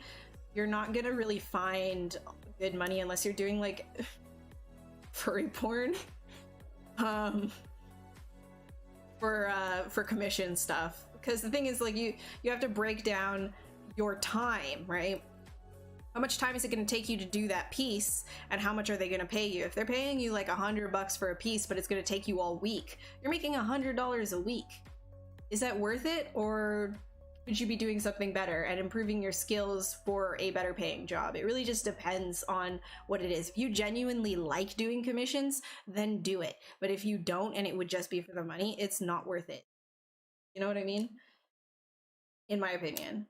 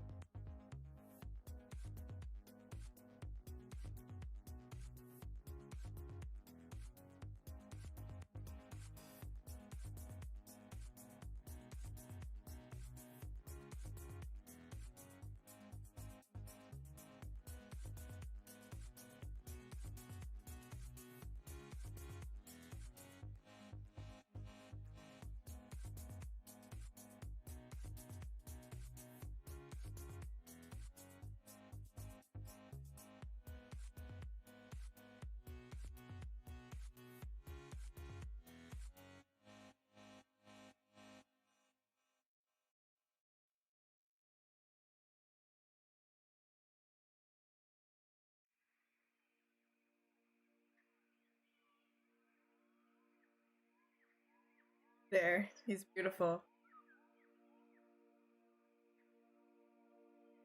So beautiful.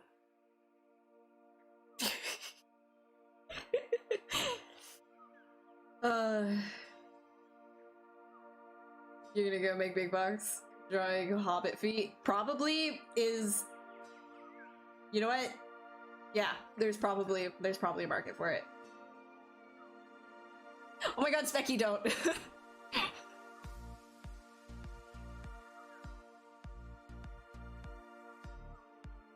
If you tell, wait, feel free. Yes.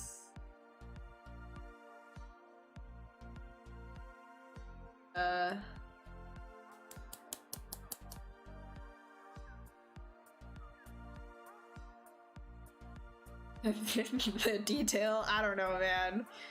I don't know. It's gorgeous smile, I know.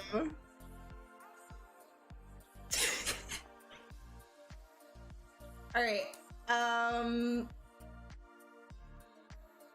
Yes, 10 p.m. Okay. I'm just gonna. This is what we did today. We gave him a beautiful smile. Yes, I'm very happy. And I shall.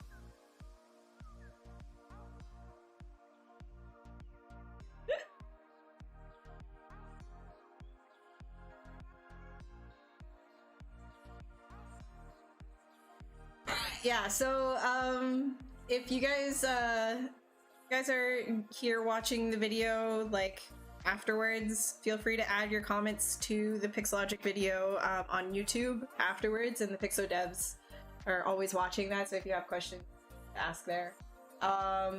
You can follow me on any of my socials, which are listed right here, if that's something that fancies you. I'm pretty busy, but feel free to like send me a DM if you have like something that you want to ask, or like question based on whatever. Like I answer as much as I can. I'm like I told you guys, I'm like super swamped, but I try and get back to all of the stuff in my DMs as fast as I can. And if you aren't already following Pixologic, follow them wherever you're watching this, be it Twitch, YouTube, Facebook, whatever. And remember that like a lot of other artists stream on this channel as well, so definitely check out the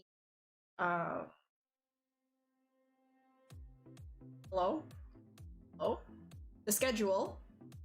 You check out the schedule, you'll find a ton of other artists that are streaming here, and they all offer different perspectives and different workflows, and I recommend you go and check them out for sure. Yes, he's a happy mail delivering demon, isn't he? First day of school. Yeah, words are really, really hard for me, man. Also because I've been in, like, we've been in quarantine, I haven't really been like talking to many people, so I don't have a lot of opportunity to like practice talking either, so my talking is my brain goes faster than my words can come out, and that's been a problem for me for a while. So I have a hard, like, as soon as I think as soon as like I think of something, it's already thinking of something else, like as soon as I'm saying something. So it's like, I don't know, when I say I'm a mess, like I'm a freak, I like literally like I'm too much, there's too much. Alright, yeah, I'll see you guys later though. Thank you guys for stopping by. Do your stretches. Don't forget to not neglect your shoulders. And I will see you in the next one. I'll probably be back on the 31st. I'm taking next week off. and then probably back on the 31st. Yeah? Alright. Thank you, bye! Oh, wait, I'll also, because I feel obligated to say this, ZBrush has a free trial and you can download that if you like ZBrush. Okay, alright, okay, bye!